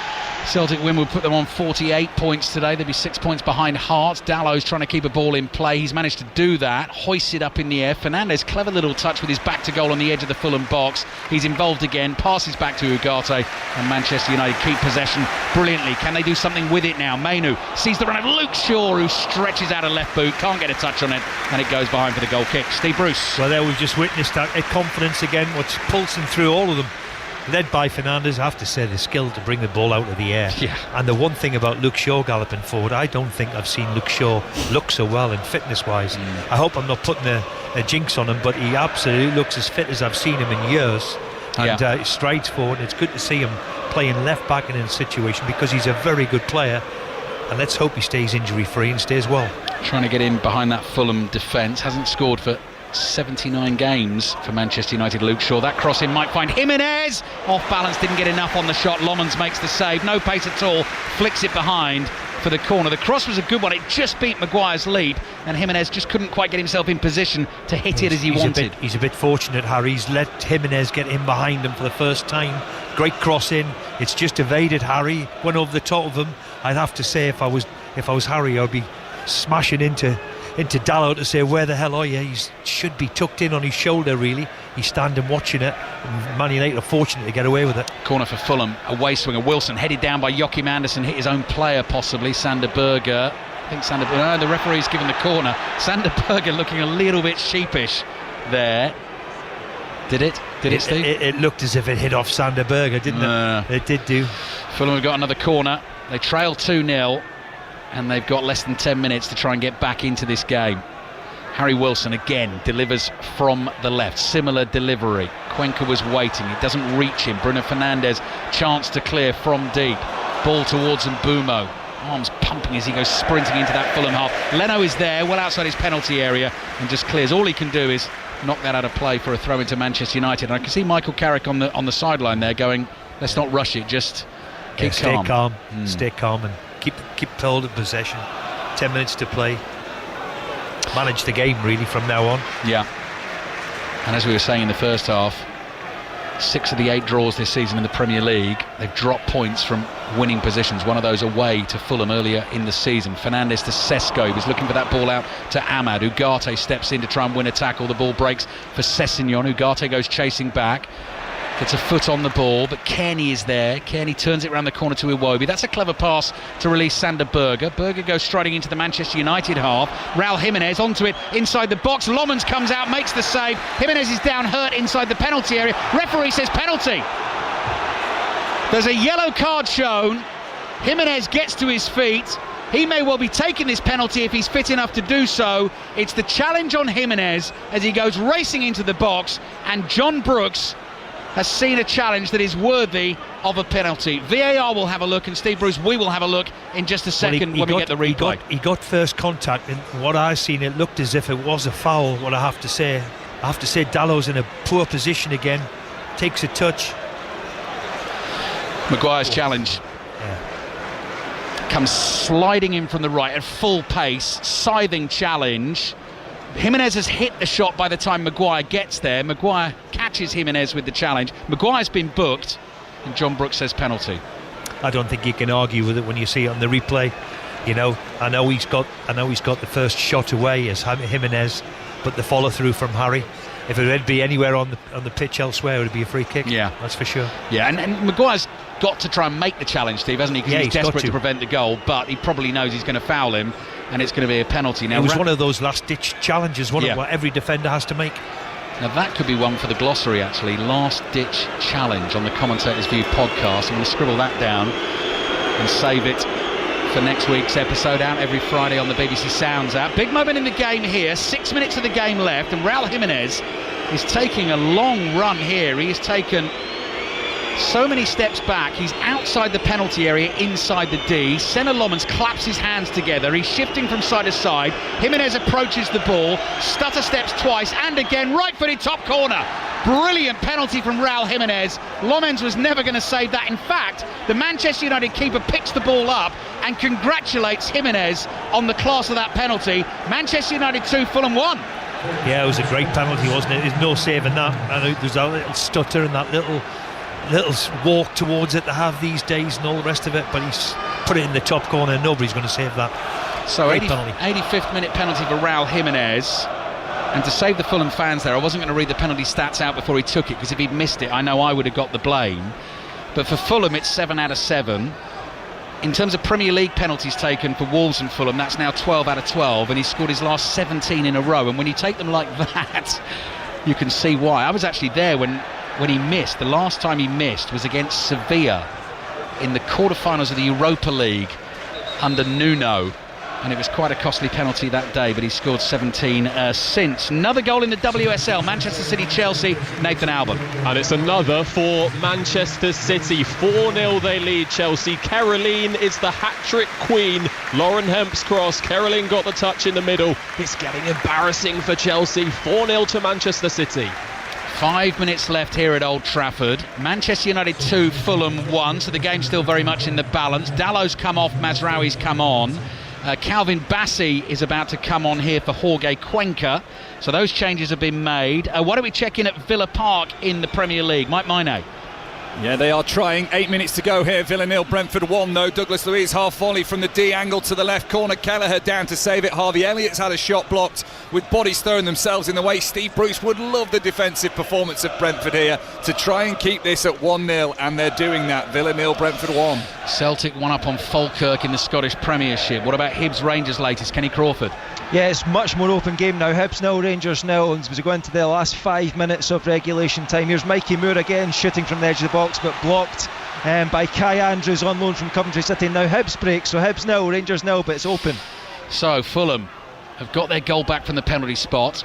They're suddenly infused with energy. Sander Berge has the ball inside the Manchester United half. Joachim Andersen receives it from him. Calvin Bassey is now on. He's scored a couple of goals in recent Fulham wins here at Old Trafford. Scored the goal in the 1-1 draw in the FA Cup last season. Fulham won it on penalties and scored in the 2-1 win the season before in the Premier League. Kearney cross to Iwobi on the left hand side. Iwobi rolls it down that touchline to Kevin, passes back to Iwobi. Close eye on the stopwatch here. We've moved into the 88th minute of the game, and Fulham have got Manchester United backing off, but Manchester United looking to make it 3 wins in a row under Michael Carrick, lead 2-1. Taking you to the City ground shortly. Last we heard, Forest 1, Palace 1. All these 2 o'clock kickoffs approaching a finish here. Sessegnon and Iwobi exchange passes just outside the Manchester United penalty area. Sessegnon in space on the left, gets the cross in. Maguire blocks it with his left foot. Fulham players come chasing, prodded back towards Jimenez, cleared away on the left foot by Ahmad,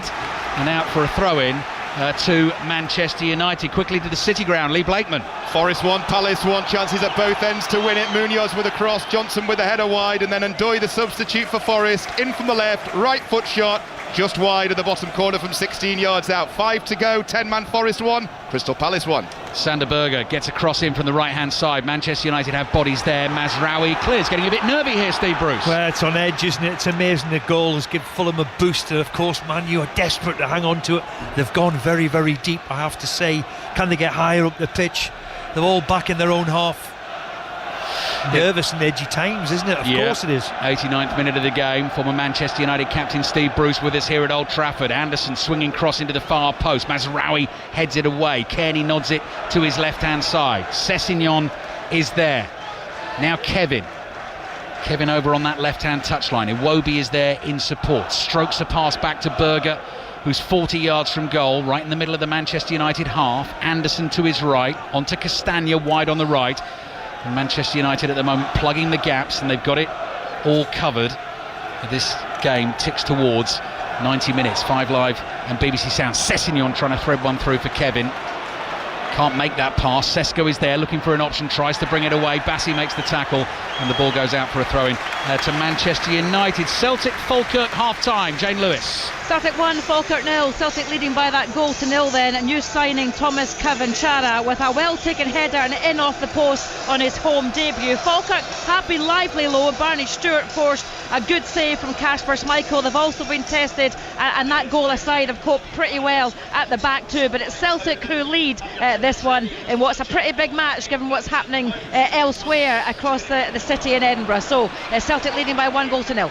Hibs 0, Rangers 0, yes, and Bumo goes chasing a long ball downfield. Castagna's dealt with that well, nodded it back to his goalkeeper Leno. Fourth official is out on the edge of the pitch, Darren England, and he is about to put the board up for added time at the end of this game. Manchester United leading 2-1 and heading up to 4th in the Premier League table, and I'm told there's going to be 9 minutes going up on that board. So let's see the reaction inside Old Trafford. 9 minutes of added time, 9 minutes for Fulham, try and get back into the game, or of course Steve, for Manchester United to punish them on the counter and get a third. That is an unbelievable amount of time, I have to say, from an edgy Old Trafford. All of a sudden it's gone edgy 10 minutes ago. It's fascinating, the Premier League. And you have to say well done Fulham, they haven't given up. You know, they've had a couple of decisions go against them, and then all of a sudden they get a penalty and it's a different ball game now. There's the anxiousness around Old Trafford, as you'd expect. Not from Michael Carrick though, manager. The Manchester United boss still looks cool down there. Manchester United 2, Fulham 1, Forest 1, Palace 1 over on Sports Extra 2, Villa 0, 10-man Brentford 1, and Sports Extra closing stages there, and Spurs against Manchester City on the way here on 5 Live. Great noise inside Old Trafford, but it's Fulham on the ball at the moment. Kevin with a chance to run at Mazraoui. Plays it in field to Sessegnon. Sessegnon back to Kevin. Curling effort. What a goal! What an unbelievable strike from the Brazilian. His first ever Premier League goal. He's scored it at Old Trafford, and it's an absolute stunner. The 1-2 with Sessegnon back to Kevin, and he's whipped that shot into the top corner, and out of nowhere, Fulham have come from 2 goals down to make it Manchester United 2, Fulham 2. Well, what an unbelievable goal. What a goal from the lad Kevin. What an introduction to Old Trafford, isn't it? It just come onto the pitch in the last 5 minutes. That classic one, winger cuts in on to his right foot, cuts in and bends it in the top corner where the goalkeeper has got absolutely no chance of saving it. What a goal from him. That was absolutely breathtaking from Kevin. Right-footed curling shot from the corner of the box. The big money signing from Shakhtar Donetsk in the summer, and he comes over here to his manager Marco Silva and gets quite a low-key high five from the boss there. I mean, we have seen some brilliant goals, Steve Bruce, scored in this stadium by Manchester United, by other teams as well. That was really special. Yeah, a little give and go, and he takes it out of his feet and absolutely bends it in the top corner. Wonderful goal, as good a goal as you'll see. Wonderful technique and ability. Lomans does everything he can to get there. Good footwork from the goalkeeper to give himself the best chance to get to that top corner. Stretches out the right arm as he dives to his left, but the strike is so perfect, it's unsavable. Yeah, he's done everything he can to get near it, but the quality of the shot and the pace of it has given him no chance. So that is an 85th minute penalty from Raul Jimenez and a 92nd minute stunner from Kevin, and all of a sudden it's Manchester United 2, Fulham 2. So that'll be 39 points for Manchester United in that Premier League table. They would move above Liverpool on goal difference and be behind Chelsea, who would stay in fourth. Match of the day tonight. Make sure you check out that goal and this entire game. BBC One at 10:30. But 9 minutes of added time means we've still got 6 minutes to play here, and that's a brilliant turn from Bruno Fernandes, and he's getting away from Bassi. Cross in, Sesko on the turn, finds the top corner. Old Trafford goes nuts. The subs come running onto the field to celebrate with Benjamin Sesko. Bruno Fernandes created it with a brilliant turn on the right-hand side. Sesko's first touch, it took him a little bit of time to get in position to hit the shot, but the finish was true. The net has rippled, and Manchester United are back in front. Manchester United 3, Fulham 2. It's a goal, Steve Bruce, in Fergie time. Wow, and if anybody needed it, was the kid Sesko of what we just talked about. Wonderful skill from Fernandes. Does Calvin Bassi with a dummy, gets in behind it. His first touch is marvellous, takes it out of his foot and smashes it in the top corner. It's what Old Trafford's all about, and all the rest of it. Have to tell you, incredible goal, and just what the boy needed. Steve, you will know, as a Manchester United player, I mean, I'm taken back to April '93 and you scoring 2 crucial goals against Sheffield Wednesday. What that feeling is like to score late on for this club in big games. Oh, big games. It's typical. I mean, everybody said it was Fergie time, and I'm delighted for Sesko in particular, because he hasn't had the best of times coming in here. He's got a good touch, and all of a sudden he smashed it into the top corner. What a finish. What a finish. I mean, Kevin's finish is a different finish. It's a right-footed curler, this one, but the defender is close by, and he's got to turn his body to get in position to hit that shot, and he's curled that brilliantly into the top corner. And again, another one, unstoppable. Leno could do nothing about it. And you know what it is? All the substitutes are racing towards him to congratulate him. They know what it means for him. He hasn't had the best of times since he's come here. Ben Buemo has done really, really well, and Cunha. Sesko's been the one who hasn't really had it his way. Thankfully, he's got off the mark, and what an absolute wonderful goal to finish it. Manchester United were leading 2-0. Penalty from Jimenez in the 85th minute. Equaliser from Kevin in the 92nd. Sesko in the 94th has made it Manchester United 3, Fulham 2. Last week, Manchester United won 3-2 at Arsenal. It's the old roller coaster ride, and Michael Carrick has got the engine purring at the moment. But this game is not over. Still a few minutes to be played. Brian Mbumo's had to come off. Lenny Yoro has come on. So now at the end of the game, Steve, here we've got 3 at the back for Manchester United to try and see this out. I think there'll be a 5. I would be here we go. Absolutely. And you can understand that as well, to bring a defender on, defend for the next 2-3 minutes. Yoro right-sided centre-back, Maguire in the middle, Martinez on the left, Mazraoui now at right-back, Luke Shaw at left-back. That is the back 5. And Benjamin Sesko, in his short Manchester United career, that'll be the biggest moment for him so far. A couple of goals, of course, in the 2-2 at Burnley, but to score at the Stretford end, with Manchester United having lost a 2-0 lead at that point, to be pegged back to 2-2, and it wasn't easy to stick that away. That needed some composure and some skill. Yeah, his first touch was immaculate, and enabled him to hit it in the top corner. You know, it was behind him a little bit, and he had to retrieve it from behind him. Great touch by the lad, and sticks it in the top corner. Great for him. Ball is back with Bernd Leno for Fulham. Can they find another way back into this game? It's been a thriller at Old Trafford. Spurs Manchester City on the way on 5 Live and BBC Sound. Still Forest 1, Palace 1, Villa 0, Brentford 1 in the 2 o'clock kickoffs in the Premier League. Celtic leading Falkirk by a goal to 0 at half-time in the Scottish Premiership, and Hibs 0, Rangers 0. High ball out to the right. Castagna nods it in field. Here's Harry Wilson. Uses Castagna again. Wilson's made a good run into space here. Curling crosses early. Mazraoui volleys it away. Bassi lets that drop over his head. 7 minutes of added time have been played. I think we're going to go a little bit beyond the 9 as well, because the Sesko goal celebrations, everyone piling onto the field, ate up 30 or 40 seconds. And Fulham will still believe. Here's Kearney, 40 yards out. You can hear the United fans to get up the pitch. Go against them higher up. Don't go deep. We don't want to see you drop deep anymore. Manchester United won a fourth. Ahmad sprinting away down the right with the ball at his feet. Bassi does well to stay with him, knocks him off the ball, wins it for Fulham. Iwobi picks up the running, brings it up towards the halfway line. Ugarte just jogging back into position, doesn't go to make a challenge on the ball, allows Fulham to play this out to the right to Wilson. Anderson wants it back again. Anderson knocks it down the line for Castagna. Castagna's cross is blocked by Lisandro Martinez. Fulham will want a throw here. 8 minutes of stoppage time being played. Sessegnon on the turn. Wilson screaming for the ball. He couldn't quite get it to him. Castagna keeps it in play. Sessegnon's made the run. Sliding challenge from Lisandro Martinez. Gets almost as big a roar as the goal from Sesko. Well, they do like to see a bit of commitment as well, I have to tell you. And what a tackle it is from Martinez. Big long throw coming in though, danger. Yeah, throw in will come from Castagna. 8.5 minutes of added time have been played of the 9 minutes of added time that were originally added. High loopy throw, dropping at the near post, headed away. Bruno Fernandes gets the next touch, prods it away with his right foot. Still we play here at Old Trafford. Late drama under Michael Carrick, third game in charge, looking to make it 3 wins in a row. Mainu makes a block, the ball goes spinning out to Kevin towards Iwobi. Kevin's looking for Bassi on the edge of the box. Mainu is in the way again for Manchester United. Kearney is there, passes to Jimenez, cross into the area, Shaw ducks underneath it, lets it go, and it goes behind for the goal kick to Manchester United, and it may be they've just got this one over the line.